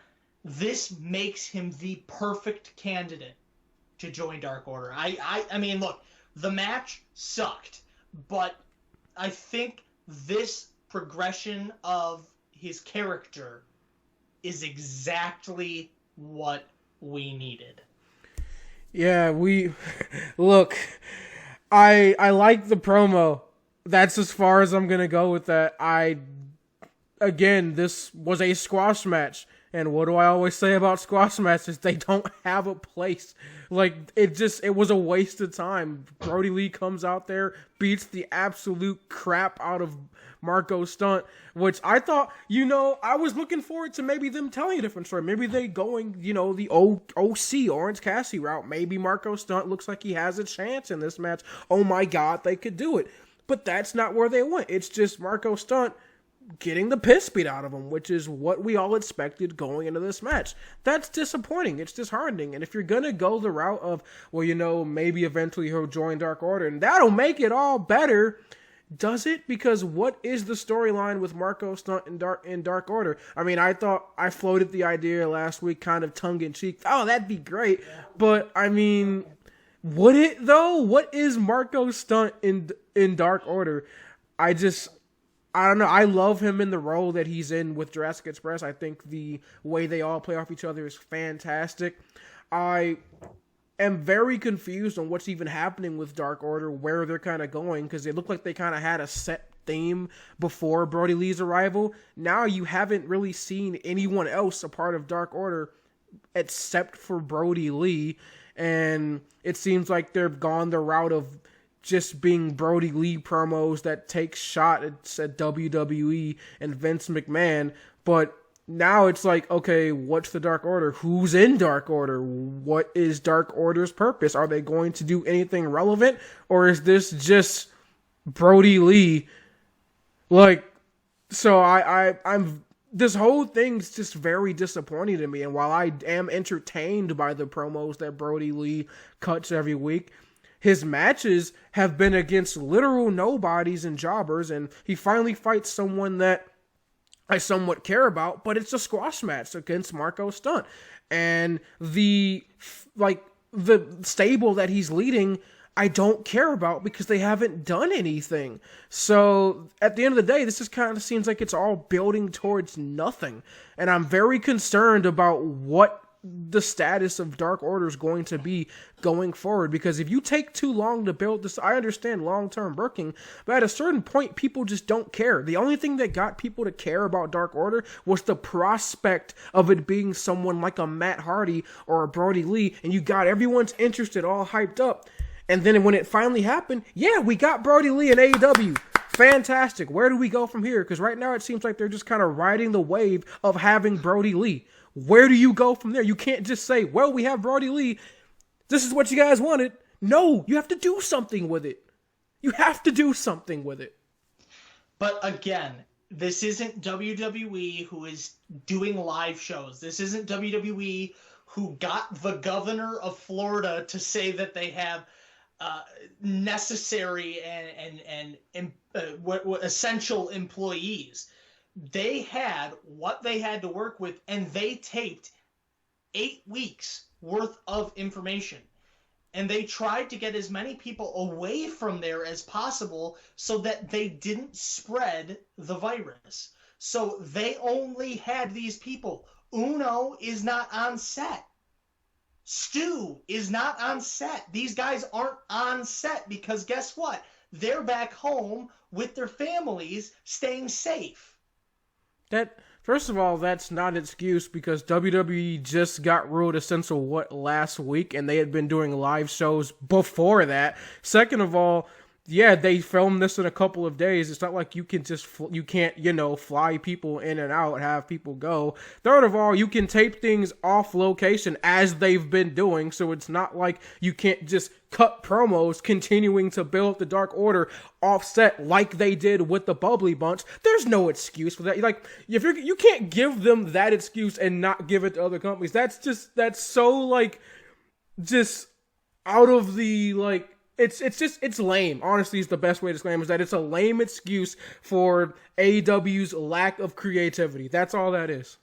Because AEW at the end of the day, AEW could have taken this step further. Again, they could have shot promo packages offset like they have literally been doing for other stables, like they kind of already did with Brodie Lee. The problem is that it's only Brodie Lee. So what do I care about the rest of Dark Order? I don't care about Dark Order. I only care about Brodie Lee. And if this ends up being something with Marco Stunt where you kind of shove him in there, yeah, that'll be cool for a couple weeks. But then where does that go? Do we now get Dark Order versus Jungle Boy and Luchasaurus? Am I supposed to care about that? I want to know why I'm supposed to fear and care about Dark Order. Right now, there's 2 or 3 massive stables floating around AEW. You've got a couple small evil tag teams going around, and the big one's the Inner Circle. And right now, it's kind of like everyone's fighting to see who's we're supposed to care about, who's supposed to be the big boy stable on campus. And if you asked me, or I'm sure if you ask most people, it's the Inner Circle. Inner Circle is the stable that runs the show that we're supposed to care about. And I thought, going into this, when the arrival of Brodie Lee, building up the Dark Order, all those promo packages, and when the Exalted One comes, everything's going to change, and you did so much build up, and it's just been nothing since that happened. I feel like this was all you just kind of used the Dark Order as a catalyst to build Brodie Lee, which that's fine then if that's the case, but then I just feel bad for everyone else that's associated with this stable because they're doing nothing. Yeah, I'm sorry. I'm going to disagree with you on that one. I think that there's a lot to come still for the Dark Order. What has anyone else in Dark Order accomplished? Nothing. Yet. What have they accomplished yet, Marcus? That is my point. They haven't done anything yet, so why should I care right now? I don't care about what's going to happen like 4 or 5 months later. I'm talking about what's happened to now. And by the way, the Dark Order has been a stable since the company started. That's been almost a year of build-up. How much time do you need to build a stable? My God, how much time do you need? Well, first of all, they were in the finals for the tag team tournament, the semifinals. Two people for the tag team. 2 people were. As far as I know, Dark Order added 3 new people to their stable, and they haven't been seen since. Right, which again, that's a part that I'm not exactly happy with. It's the 2 new people, Silver and I can't even think of the other guy's name because I don't care. Because no one cares. But Uno and Stu, I still care about, and I think the both of them are going to have a large role when this comes back.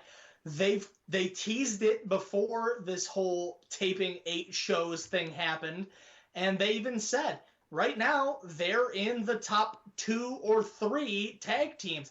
I believe before everybody went on their Corona break, they were the number 1 tag team in the division. Well, that means they're the number 1 contenders.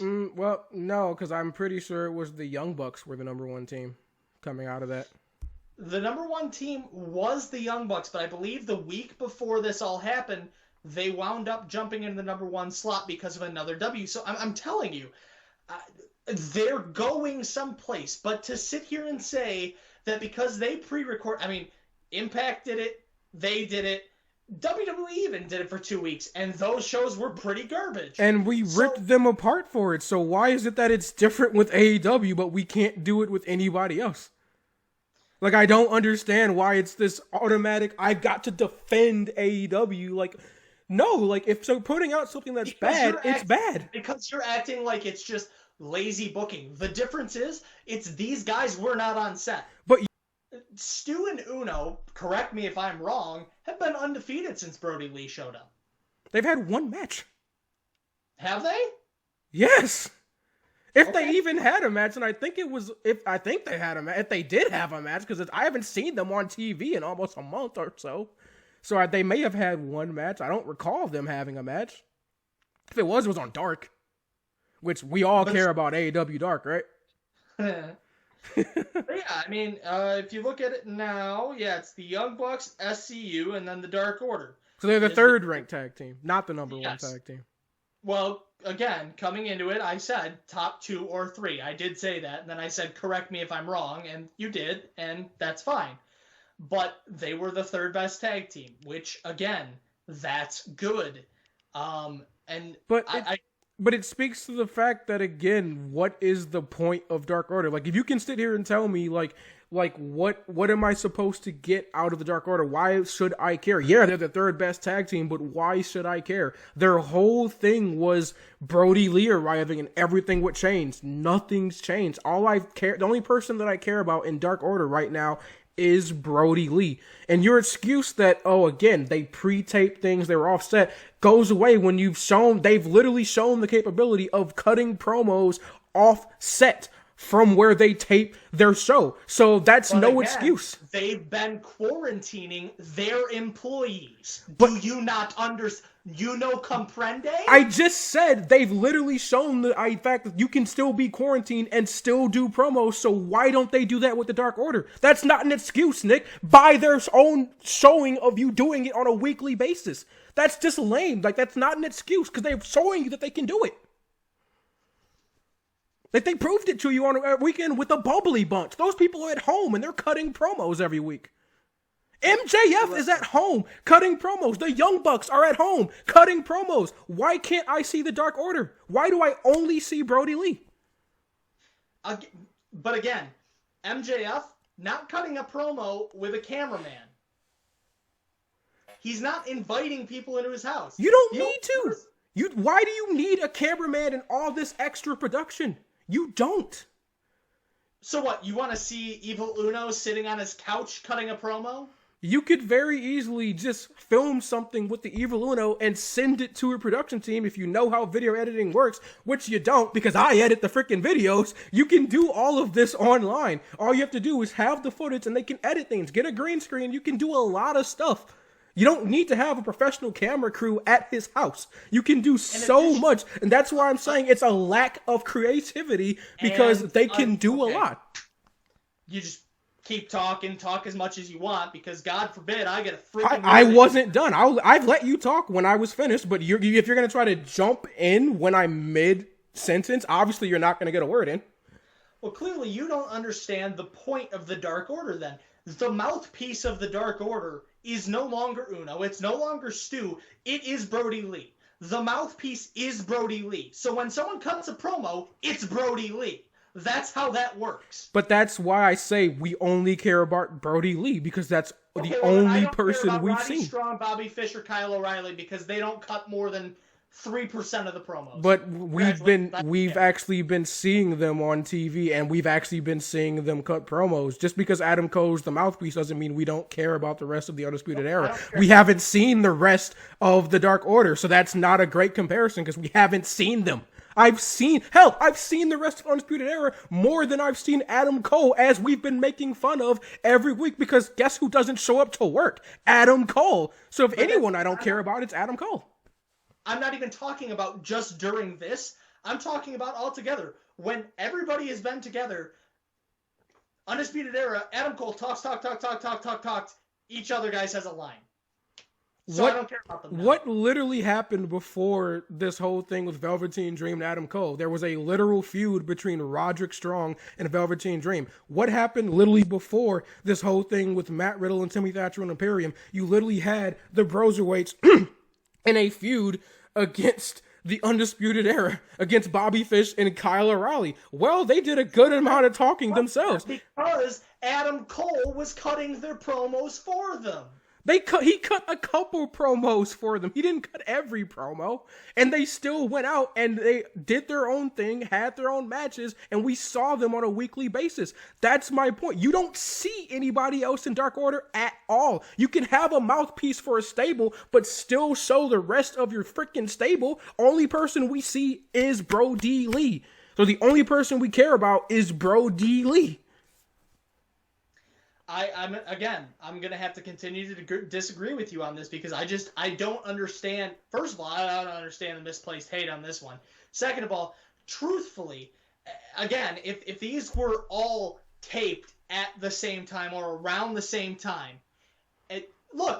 maybe Stu and Uno are worried about their personal safety, for God's sake. Do you even think about that? So they can't... Oh, dude, first of all, they're stuck at home. Like, they're at home. All you have to do is just not leave your house. And again, this is your job, so all you have to do is go, hey, we just need you to cut a promo real quick, record yourself, send it over email, we'll do the rest of the work. Like, literally other people on their roster have been doing. So, what, is nobody else afraid for their safety? Like, again, you're just making excuses.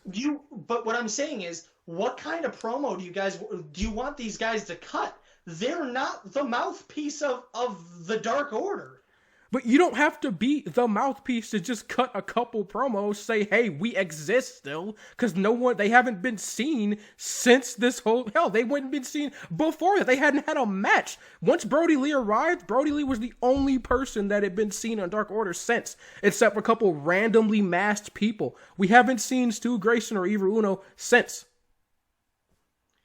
All right, man. Like I said, we'll see. Coming weeks, we'll see what happens. I sure hope so, because... Not even coming weeks, because, I mean, this quarantine's not going away anytime soon. It's just AEW is going back live, which hopefully things pick up a little bit for them. Hopefully that means that there's no... Well, then, here's the one saving grace for AEW going live is that now they don't have that apparent excuse that they can't still cut promos, which hadn't been an excuse before. So at least now they can actually do that now, I guess. Thank you, guys, because you hadn't been doing it already, but I guess now you can do it. So that's the saving grace. Depends on who's on set or who's set. Okay, Bubbly Bunch. Talking over the top of me again. You're talking over the top of me again. But we've already had this conversation, and I already told you that you're wrong because Bubbly Bunch and the Young Bucks and freaking Scorpio Sky, that's another person that have been cutting promos offset. But again, these were promos that when everything was taped were supposed to be part of the show. they're just going to go, some guy in Michigan's bitching about the fact that the Dark Order doesn't have anything going on except Brodie Lee, so I'm going to have them shoot a promo. No, that's not what I'm saying. I'm saying this should have been part of your show to begin with. Clearly, I'm not saying they should listen to me and insert something randomly out of nowhere in their show. I'm saying that is the problem. Is that why wasn't that a part of your show anyway? Why are you not showcasing the Dark Order?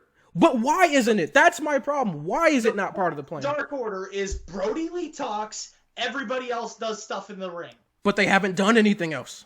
Because they weren't on set. But that, again, you don't have... First of all, your gimmick, your storyline wasn't Brodie Lee talks, everyone else does nothing else, and everyone does nothing in the ring, because you had Stu Grayson and Evil Uno, and the one guy that cut the weird, goofy promo packages every week, the Join the Dark Order guy. Yeah, none of them have been seen since. You're assuming that's the gimmick. No, the reason they're doing that is because they just want it to be all about Brodie Lee now, randomly. They're trying to build him and ride off the hype of we have Brodie Lee. Like, it's lame. It really is. Okay. I mean, again, only time will tell if you're right or wrong, but I don't think it's as simple as, hey, we have Brodie Lee, so we're just going to piss everybody else away. Well, it's not about being time, because once everything goes back to normal, then you can very easily, I guess, just go, well, okay, we can have Stu Grayson and them fight in matches now, but because they couldn't do it before. But if they continue to not do promos, if it's only Brodie Lee talking and no one else starts to matter, we're going to have a serious problem, because I'm already seeing internet reaction where people are going, wow, why, like, Dark Order just kind of got tossed aside, huh, didn't they? Like, so people are starting to lose interest. You lose interest of wrestling fans fast if you're not in people's faces. That's always been the thing. If you're not proven to be important, you don't grab the attention of the audience. And the only person that's been grabbing the attention of the audience is Brodie Lee. Hell, I wouldn't even know he's the leader of the Dark Order if they didn't say the Join the Dark Order thing in his theme song every time he walks out. As far as I can tell, he's just a guy who's doing this like weird promo shots at Vince McMahon every single week. But again, that doesn't relate at all to the whole Dark Order thing. Like, they've completely redone what this gimmick's supposed to mean.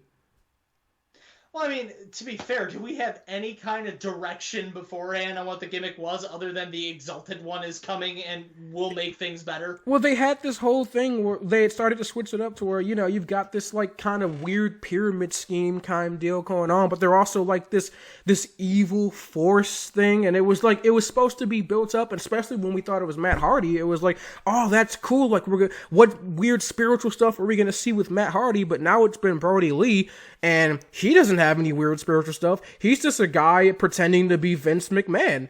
And then he comes out and he dominates jobbers every week. So well, what is the one thing that they always said on AEW? They always called them a corporation, the Dark Order. And I never understood why. I could never grasp why you would call your stable a corporation. And then you get the Vince McMahon character. I don't know. Maybe it just adds on top. Maybe I'm wrong. Maybe I'm crazy. We've been thinking that for a while now. Maybe I've been locked in my house for too long. But quite frankly, what it boils down to is I can't give up on their gimmick, because right now Grayson and Uno are supposed to be taking a backseat role until we get fully invested in Brodie Lee. The problem is, we've been investing in Brodie Lee for 6 weeks because we've had 6 weeks of pre-taped content.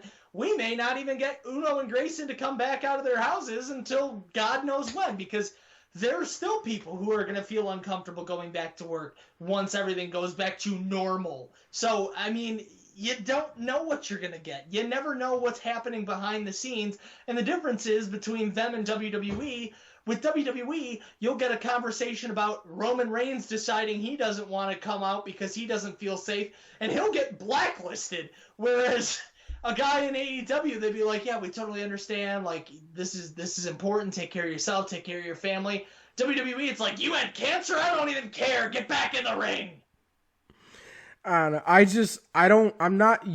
haven't used what's been happening IRL as an excuse at any other time. So the fact that it's being used as an excuse now is why I'm so upset, because it just comes across as like you're reaching to pull some justification out. Like if you had been using that as excuses for other situations, then I could see your justification. But it's the fact that you're just doing it now, where it just comes across as very forced. That's my whole problem with this. To be fair, I did not do enough research and did not know AEW was taped until a week and a half or 2 weeks ago. So, but we knew WWE had been taping. Right, but again, WWE has a history of bad booking. AEW kind of doesn't. So that's an excuse for bad booking now? The possibility of guys not showing up to work because they're in fear of their lives. Yeah, that's an excuse for booking things differently than you had planned to. I mean, nobody could have planned that we'd be booking things the way we are now. Nobody could have planned that Hager and Moxley would have been in an empty arena instead of on May 23rd in a sold-out, MGM Grand Garden arena. So, but you could have planned it out to not be an empty arena match. You made that decision once you realized that it wasn't going to be in a sold-out arena. You said, well, we're just doing an empty arena match, but we're going to book it super goofy where it's going to be this, like, in-ring classic instead of being around the ring. You made that choice, so that's not an excuse. And we haven't used that as an excuse. For instance, even NXT, which had been doing pre-shaped shows as well before WWE went back to being live. And while they had a couple stinkers, they still put out, good content. AEW had been put out good content. So the fact that both shows were able to put out good content when they do have terrible booking decisions, I can't use that as an excuse when you've proven that you can consistently put out good content. When you have a bad week, you just have a bad week. And I'm good. Like, I can't go, well, what's happening? That's the reason. No, you messed up. You did bad, and I'm going to call you out on it. Like, that's all that is. And again, the only reason I've not been giving, especially SmackDown and Raw, the benefit of the doubt is because you have hundreds of people employed. You don't need Denzel Dejournette to show up on Monday Night Raw every single week. Like, you don't. Sorry. AEW literally has their guys quarantined at home. They have like 12 guys. They don't even have Matt Jackson or Hangman Page on set. Like, they had like 12 guys on set, and they were like, this is going to be the next 8 weeks worth of content. Hope we can survive. Everybody go home. Quarantine for like 6 to 8 weeks. We'll revisit. That's the only difference I see here. And again, the thing with NXT is the couple weeks that they pre-taped weren't bad. I mean, they weren't great, but they weren't bad. Because you only had a couple weeks worth of content. You had the ability to adjust as things changed. That's the one downside to taping 2 months worth of content. You talk about it, Impact just did the same thing, so we'll probably be seeing that. Well, I mean, neither of us will be paying attention to that, but we'll probably be seeing the same thing there. But I'll use Impact and NXT pre-crisis as an example too. Impact had already, like, years ago, they frequently would tape shows months in advance as well. And NXT also, before they went live on USA, all their shows were taped literally months in advance. So the idea that you can't do that still I just don't see that as a viable excuse. Yes and no, though, because again, NXT was taped 3 weeks at a time. So you would have one live, then two taped, then one live, then two taped. That's the schedule that they've been on. Same thing with NXT UK. They have one live and then two taped. So, well, actually, they have one live, but it's taped and then two, because there's the whole weird interchange of time thing. But that's the thing. You only had 2 or 3 weeks at a time. We're talking 6 to 8 weeks, and that's not been done ever. But Impact did that, though. Impact used to tape shows, like, literally months in advance. And again, I mean, you say the one live 2 week, but there have been times where NXT literally would tape their shows months in advance because spoilers would come out for stuff that wouldn't come out a month and a half, 2 months down the line for championships and stuff like that. So they've done this before, so it's not like it hasn't been done before. It's just, they just did it very poorly. I don't see that an excuse. like, you poorly executing something, that's not an excuse. That's just you poorly executing something, and I can't cut them off the hook for that. I'm just going to go, well, you messed up. Hopefully it gets better, but you did mess up, and we have to acknowledge your mistakes when you make them. Because if we don't, then every time they do something bad, are we just going to let them off the hook? Well, it's AEW. They don't really mess up, so we can let them off the hook now. Because if that's the case, we can do that for NXT. Well, they don't really mess up often, so when they do, we can let them off the hook for that. That's just not how that works. But that's the thing. I'm more than happy to give the benefit of the doubt to AEW, obviously. And I've given the benefit of the doubt to NXT time to time. And before, when WWE was a viable source of pro wrestling, I gave them the benefit of the doubt all the time, which is why I'm such a cynic these days. Because it's important for you to have at least some form of good faith in these companies. Because if you don't, then guess what? You're just going to be screwed anyways. If you don't have some kind of good faith that these guys are going to be doing what's right, then why do you even watch? It's not about not having good faith. It's about holding them accountable when they mess up. You can have faith that things are going to get better, but when they mess up, you have to be there to let them know that they messed up. Because if you don't, then what's stopping them from messing up in the future? You have to, you can't only praise them when they do good, but let them off the hook when they do bad. You have to let them know, hey, yeah, you're normally great, but you did mess up. Please don't do it again. Like, that's the thing. But it's not like I just don't see this as an egregious error. I don't. I see it as they were booking it this way. X happened. They rebooked it this way. This probably is not quite as pretty as this was supposed to be. So what? We lose our minds? Again, having Moxley Hager in front of a sold-out crowd in Vegas is significantly sexier than having Moxley Hager do some weird, like, middle graps hardcore thing in an empty arena in Jacksonville. Yeah, but you didn't have to do a weird middle empty arena graph thing. You could have just done one or the other. You not having people in the crowd doesn't stop you from putting on a great match, as we've seen. So that's just not an excuse. There's no excuse here for mediocrity. You mess up. Admit to your mistakes and move on. But there's no excuse for mediocrity when you prove that you can put on successful content.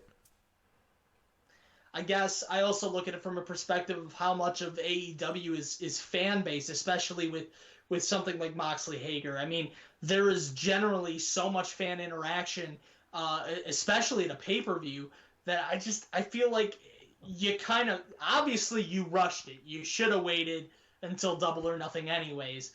But they just kind of panicked. They're like, we're not going to have the energy of a crowd. What do we do?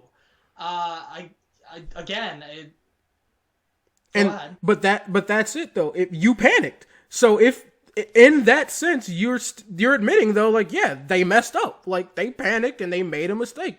But acknowledging that, it's a good thing, but it's still something that happened. See, but that's I can't go at them for panic. Like, I am panicked in this time, so I can't imagine what it's like to be a booker right now. I can imagine what it's like to be Denzel Dejournette because I get my handed to me on a weekly basis. That is true. When we come on these debates, you definitely get your ass handed to you.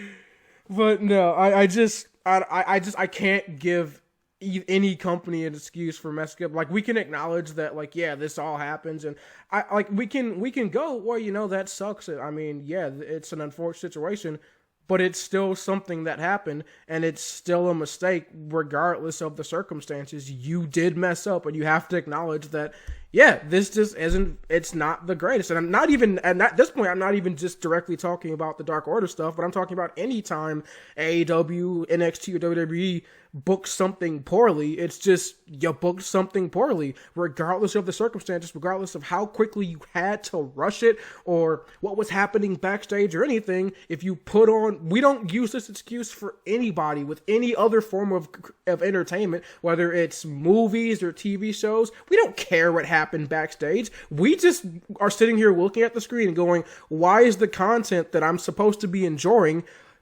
dog crap? That's all we care about. And if you put on dog crap content, you did. You put on dog crap content, and I just got to go, well, that sucks. We can move. Now, what we can do is we can all move forward and progress and go, hopefully what they put on down the line is better than what they did. But again, especially now with a lack of fan interaction, with them not knowing how fans would have reacted, especially now, it's more important than ever for people like us to come online and give our feedback on social media, on YouTube, any place you can, so they understand going forward that what they did wasn't the greatest, so that when they can record live shows, when they have an opportunity to adjust their content to reaction, they can go, yeah, we want to make sure we don't repeat our mistakes from the past. That is extremely important in this field of entertainment. Right. Well, I mean, that is fair. The only thing that I can say to this is, in the example that we've been given, I see that they wanted to book this one way, and they have not been given the ability to book it that one way because they have been keeping their guys in quarantine. And whether that be that they're scared or that AEW required them to go into quarantine or whatever the case may be, they've hindered themselves, I guess, by caring about their employees. They hindered themselves by just going about it the wrong way. You can care about your employees, but still put on good content, which, again, they have done. So that's why I just don't see it as an excuse, because when you show that you can put on good content, when they do put on bad content, you just go, well, why was this good, but then this wasn't? So I just don't see it as an excuse.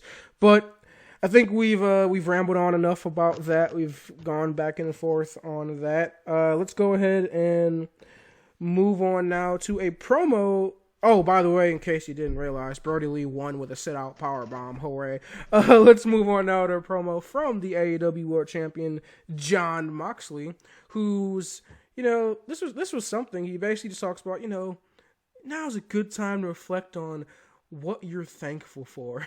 And this was actually pretty comedic with some of the things that he talked about. I didn't write any of them down. I don't know if you caught some of those. No, I think this promo was perfect. I mean, it's Moxley doing his best Hulk Hogan impression, eat your vitamins and say your prayers. It was stay inside. And I cannot stress this enough. Do not forget to call Grandma. That was fantastic.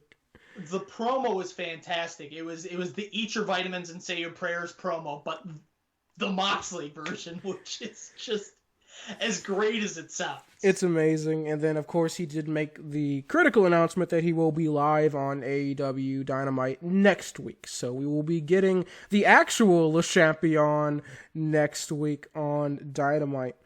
Of course, now we get the announcement that next week as well, we'll be getting Kenny Omega and Matt versus Les Sex Gods Street Fight next week. By the way, if you didn't know who the Sex Gods are, it's Chris Jericho and Sammy Guevara. So Les Sex Gods against the broken Matt Hardy and of course Kenny Omega, Le Hole of the Ass. And the false Latino. Yes. Yeah, I'm excited to see Matt Hardy in action, dude. Yes. Not just in action, but he's gonna be in the ring with Jericho, street fight. It's gonna be good. I'm kind of disappointed that we're not going to get the Hardy compound match with Sammy and Matt. At least not yet. I bet you we're going to get a Hardy compound. Oh, yeah, absolutely. It's a matter of when, where, and who, but we're getting a Hardy compound match. Yes. And lastly, we finally get to the main event, and that is Lance Archer versus Dustin Rhodes. And my, oh my, this was fantastic. What a way to close out your show. This is great. We finally see Lance Archer in... Yeah, they finally did it. They finally showed you why we should care about Lance Archer. You did it. You did the thing. Jeebus. Yes. And he put on a really good match with Dustin Rhodes, which we all know Dustin has the capabilities of putting on great matches. But I was worried. I was getting worried about Lance Archer, but no, he goes out there and he showed it. Comes right out. He still got that, kick-ass persona, dragging and out that kid that he's just been beating the crap out of these last couple weeks. I don't even remember his name, but he's the random jobber that looks like he's straight out of high school or college. Yep. I don't even know. So, yeah, they beat the crap out of him, and then, we get right down into the nitty-gritty, and this is a fight, man, between him and Dustin. These two just go, by the way, and you pointed this out a couple weeks ago, too. Lance Archer is not exactly a young dude himself. Like, he's in his mid-40s? He's in his 40s, yeah. Yes. Dustin is 51, so... Yeah, so this is a pretty even fight by age-wise by all stretch of the imagination. And the funny thing is, you'd never be able to tell. No. Dustin fights like he's in his 40s, and Archer fights like he's in his late 20s. Yes. Archer, the murder hawk monster, he's a big man, but he's very athletic. He's fast, and he can do a couple... We've seen this. I love the commentary call from Chris Jericho. He goes up, he's got the arm wrenched, and he goes up to the top rope, walks the rope. He's going old school, if you will. But instead of, just jumping off and hitting him with the elbow, he does a backflip moonsault. Yeah, as soon as I was like, we've never seen Taker do that. Like, that was... Jericho goes, I've seen some guy go up to the top rope and walk it before about that size, but I've never seen him hit a moonsault before. By the way, I think, Archer and Taker, they stand about the same size. So he's a what? That would mean that'd put him at what, like 6'10"? Like, I'd say. I think Archer's a little bit shorter. I think Archer's about 6'7". Okay. But yeah, he's about Taker's height now. Yeah, all the hip surgeries. Yeah. But yes. But Archer looked fantastic. He was very athletic in this matchup.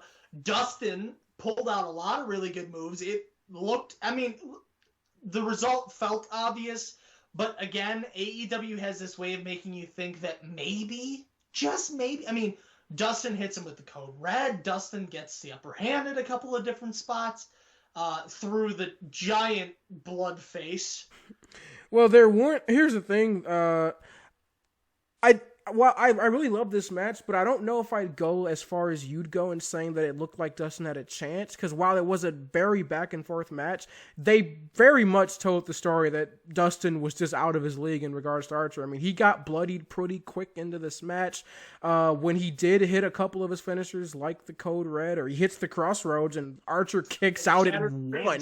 Yeah, so there was only, I think, one or two times where Archer actually got to a 2 count from a move hit by Dustin, but everything else, it was quick kickouts at 1 or not even allowed to hit the count at all. So it did seem like Archer, while again, you can have a close match, but it seemed like Archer was going to be victorious. He looked like he was the better man, I would say, in this matchup. He was just bigger and stronger than Dustin, and Dustin, obviously, he's not going to give up, and they showed that, because even Archer hits a couple choke slams, and there was one he hit a choke slam and it got a real close near fall, but no, Dustin kicks out of it. We then see where Archer rips off the pad from the turnbuckle and starts bouncing Dustin's already cut open and bloodied skull off the turnbuckle, and Dustin's still not giving up, and they play off of that. They actually have they already have Brandy Rhodes at ringside, but then they have QT Marshall. He comes sprinting out, and he's got the towel. So we've seen that before. That is going to continue to be a staple in Dynamite, AEW Dynamite, that if you have stablemates or anyone that can account for you, that they can throw in the towel on your behalf. We saw it in the match with Cody and Chris Jericho with MJF, and now we're seeing it again, which it always seems to be someone in the Nightmare family, so I don't know, but QT Marshall comes out, he's got the towel, he's asking him, do you want me to throw it in? And he looks like he's getting ready to throw that towel in. Cody comes out of nowhere, rips the towel out of QT Marshall's hand, he's like, no, and now he's talking to his brother, he's like, grabbing him by the head, do you want me to do this? Do you need me to do this? And he hands the towel to Dustin, and Lance Archer drags Dustin back to the center of the ring, grabs the towel out of his hand, and throws it out of the ring. So at this point, towel cannot be thrown in, and Archer grabs Dustin by the skull and begins to bounce his head repeatedly off the mat, pins him, and that's the match. So, oh my god. Okay, so just a couple things. First of all, concussions. yeah. Ow. Yeah. Second of all, Archer kept doing this thing during the match that I couldn't figure out what he was doing at first. It looked like he was grinding his knuckles into the opening. What it turned out to be is it sure as hell looked like Archer was trying to get his fingers into the cut to open it up further. You are one sick bastard, sir. He's insane. He's a vicious human being. And this is the point where I believe my parents had walked in there. I was like, yeah, can you tell that this guy was told to get out of America because he was too violent? Yeah, I feel like this is the match that finally drives across the point that they've been wanting to get these last couple weeks. This is, for me, what did it. Like, this whole thing where they've been trying to tell you, oh, he's a bad man, I promise. And you had Jake the Snake coming on, and you had him squashing jobbers, and I'm just kind of sitting here rolling my eyes like, okay, whatever. This is what needed to happen. You finally, first of all, you couldn't have done it better. Putting him in the ring with someone as established as Dustin Rhodes, someone who's never going to give up, that plays into this so perfectly, because the fact that he's not going to give up means you can just go as hard as you want to, doing stuff like bouncing his head off the exposed turnbuckle, driving his skull into the mat multiple times. Like, you can go as brutal as you want, because it's just going to feed into that. He's not going to give up, so you can just go as hard as you want. And I love that. This is what you needed for Lance Archer, and now finally I'm invested in the character, and I actually do want to see the match against Cody when it airs at, what is it, Double or Nothing? Yeah, Double or Nothing, May 23rd. There's no way that Archer loses that, right? I sure hope not. I mean, he is a monster. I mean, he's a Murder Hawk monster. Yeah. He's a monster. This dude is huge. He's terrifying. And one of my favorite things that he does when he got into the exchange of blows with Dustin hits him and he just goes and punches him back like, yeah. Dude, it's insane. I love this guy. Yeah, there should be no chance in hell that Lance Archer loses this match. And if by some miracle Cody pulls away the victory, we may have a problem. It better be some really good booking. The booking better be so A1, so crisp and perfect to change my mind, because otherwise I'm gonna come on here and I don't know if it's possible for my face to turn red, but I'm gonna try. That is how angry I'm going to get if somehow Cody wins that match. Please don't mess this up. That's all I've got to say about that. So match of the night for you. Match of the night's going to be the opening match between Cody and Darby Allin. I love the last match. I thought it was fantastic, but I'm biased. I love both men. I especially love Darby Allin, so that's going to be my match of the night. I would agree with you, but I'm going to go with Dustin and Lance Archer, and I know Cody and Darby, that's a match of the year candidate and stuff like that. We've seen the match. We've seen Cody and Darby. We've seen what they can do. And this is the first time in All Elite Wrestling that we get the true Murder Hawk monster. Your MVP. Yes, so actually following up from what you said, that is actually the reason why I'm going to give my MVP to Lance Archer, because finally you did the thing and you look like an absolute badass while doing it. So yeah, Lance Archer, you're my MVP.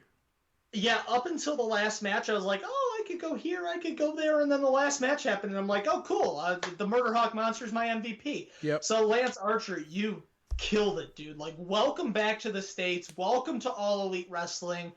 We are so happy that you've come back. that you won't be remembered as the dude named Vance Archer that went out on an episode of like Main Event against Luke Gallows and never came back. Yeah.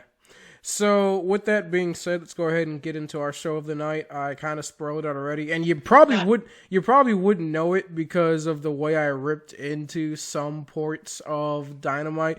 With that being said, it's mainly just because Nick has a special ability to say such ludicrous things that I see red. So with that being said, Dynamite is my show of the night. The high points on Dynamite were just better than the high points on NXT, which I say high points. There was really only one high point, and it was the last match. Everything else on NXT wasn't bad. It was just kind of here, kind of just stable, and that's all right, but not in the Wednesday Night Wars. We need to see, high octane, amazing action, and that's what AEW brought to me. Again, AEW did have some bad parts. They had some squash matches. I always ripped them to shreds for that.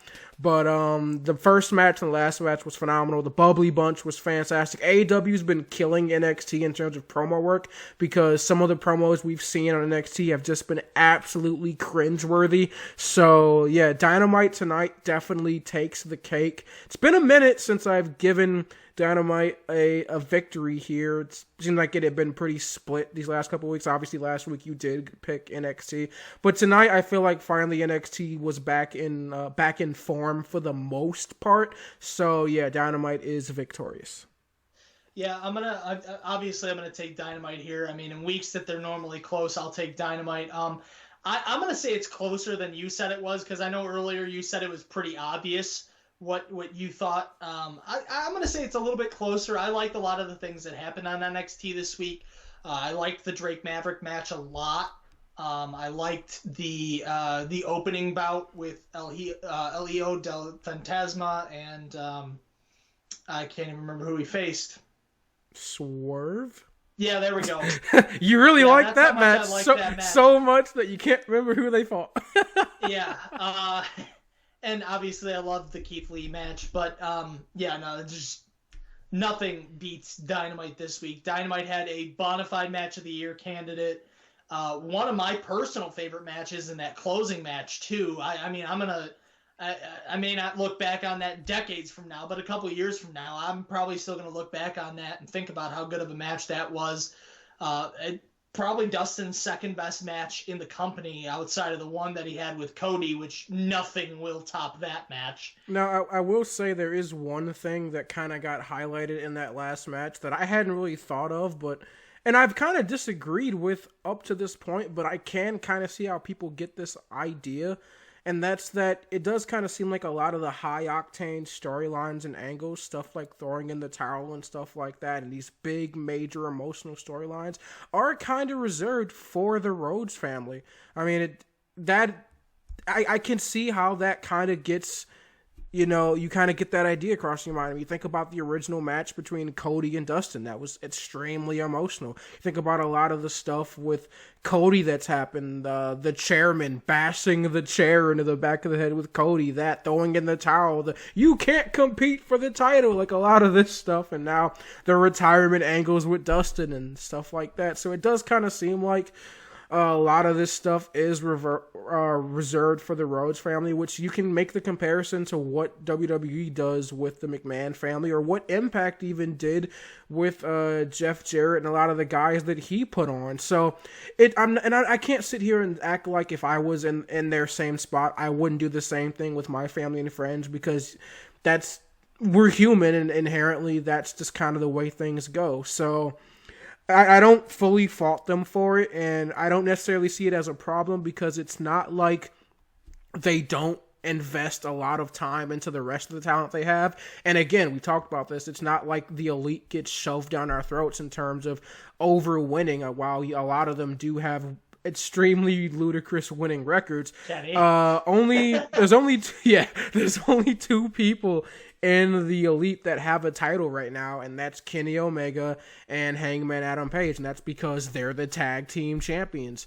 Everyone else, they haven't held a championship. Hell, Cody's barred from winning one of them, and he's probably losing to Lance Archer for the TNT one. Only thing you could say there is that they've all been inside of some sort of title picture for the most part these last couple months. But even then, I don't feel like that's necessarily a problem. It would only be a problem if that continues to be prevalent going forward, if it's only them. But even still, I don't see the backlash, but I can understand why people would maybe get that idea, because on paper, you get it, right? Like, you can kind of see, well, yeah, they do kind of throw themselves in there a lot. But I can see it. Now, the one retort I would have to the whole thing with the Rhodes family is a lot of the stuff that Cody has gone through and Dustin has gone through are things that you kind of got to be okay with. Like, Cody took himself out of the title picture. Right. You don't want to do that to somebody else. Cody took an exposed chair shot to the back of the head that busted him open like a stuffed pig. Most guys don't want to do that. Right. So it's a lot of stuff that it's like, okay, well, not everybody's going to want to do this. I'll put it on my back. I'll take the brunt of the load, and I'll let the other guys, like, I mean, it could just as easily have been MJF in that position, who could never be in the title match again. But MJF is in his 20s. MJF's an up-and-coming star, whereas Cody is in EVP. He may retire early to be a backstage talent. I hope he doesn't. Please don't, Cody. But, I mean, he might retire early to become a backstage guy, more along the lines like Triple H. I mean, Triple H retired from full-time competition probably earlier than he needed to, because he got into a backstage role. So I can understand where, a guy like Cody is going to go, okay, yeah, I'll take myself out of the title picture, or I'll take that open chair shot, or I'll fight my brother and make him almost die because bleeding out on the mat. Yep. So to one extent, yeah, I understand where the Rhodes family, they are involved in a lot of these more critical, like, emotional storylines, but at the same point, it's like a lot of stuff that, you lose a match that you can no longer be in the title picture. That's detrimental to some guys' careers. To Cody, that's nothing. Right. I mean, I hate to say it that way, because it would be great for him to be a champion, but that's nothing for him. Right. He's already come so far from where he was. Like, to take himself out of the title picture for the rest of his career, that means nothing compared to doing it to a guy like Adam Page or MJF. Now, had it happened to Dustin, but again, a member of the Rhodes family, had that happened to Dustin, that's nothing. He's in his 50s. He's going to retire soon. Had that happened to Jericho even, maybe. That'd be an understandable storyline. But, like, to say, like, the emotional storylines are reserved for the Rhodes family, I feel like it's because they're the only ones willing to... Well, and maybe it's because Cody's not willing to ask his guys to do that for him. But he's willing to take that load, whereas, maybe he's not comfortable going to his guys and going, hey, how do you feel about never getting a title shot again? And again, that's why I say I don't fully agree. I don't really agree with it at all, if I'm being honest. Like, I think, like, first of all, the idea of taking yourself out of the title picture, that in itself, again, is like, yeah, you're taking yourself from the main event scene. He can't compete for a title. So if you're going to say you're shoving the Elite down our throats, that in itself is removing them. So, yeah, that was a major sacrifice for him to make, and it invested us in the storyline, because all of a sudden everybody goes, Cody's going to win this. There's no way Cody loses. Exactly. And Cody lost. So I definitely, like, I don't agree with this 100%. But I can definitely see where people would get that idea. Because, again, on the broad surface, you could definitely start to feel that way. And, again, it is a little bit of a family affair. I mean, you got Brandy in there, you got Cody and Dustin, and then obviously you've got the members of the Elite. Like I said, if I was running a wrestling company, of course I'd have my family and friends involved.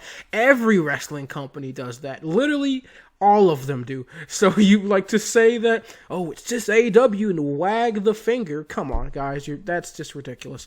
But I think I think a lot of that is just a lot of WWE stands just trying to find any and everything they can wrong with the alternative product. They did the same thing with TNA, Impact. They did it with WCW. Any small thing they can try to point to rip apart the competition, they're going to do that. Meanwhile, they don't realize that they are literally throwing stones in a glass house because WWE does a lot of the things that they critique AEW for doing. So it just... That's why I always try to... Is the whole Eric Bischoff being the leader of the NWO thing. Yeah. You're like, oh my god, he booked himself into that. And it's like, Vince had a main event at WrestleMania. Do y'all miss that? Exactly. And that's why I always try to be as annoying as it may be. I do try to ride the middle rope on most of the topics here. I try to look at both sides as equally as possible and go, yeah, if I didn't like this here, I don't like this there, because I feel like we get so caught up so often as fans of certain products and certain companies that we get lost in our emotions and we fail to look at things logically, and as a result we become we attack people, and it can be very off-putting, especially for non-wrestling fans or people that are new to the product that are trying to get invested, and when they can give an opinion and immediately get torn to shreds because it doesn't agree with your opinion.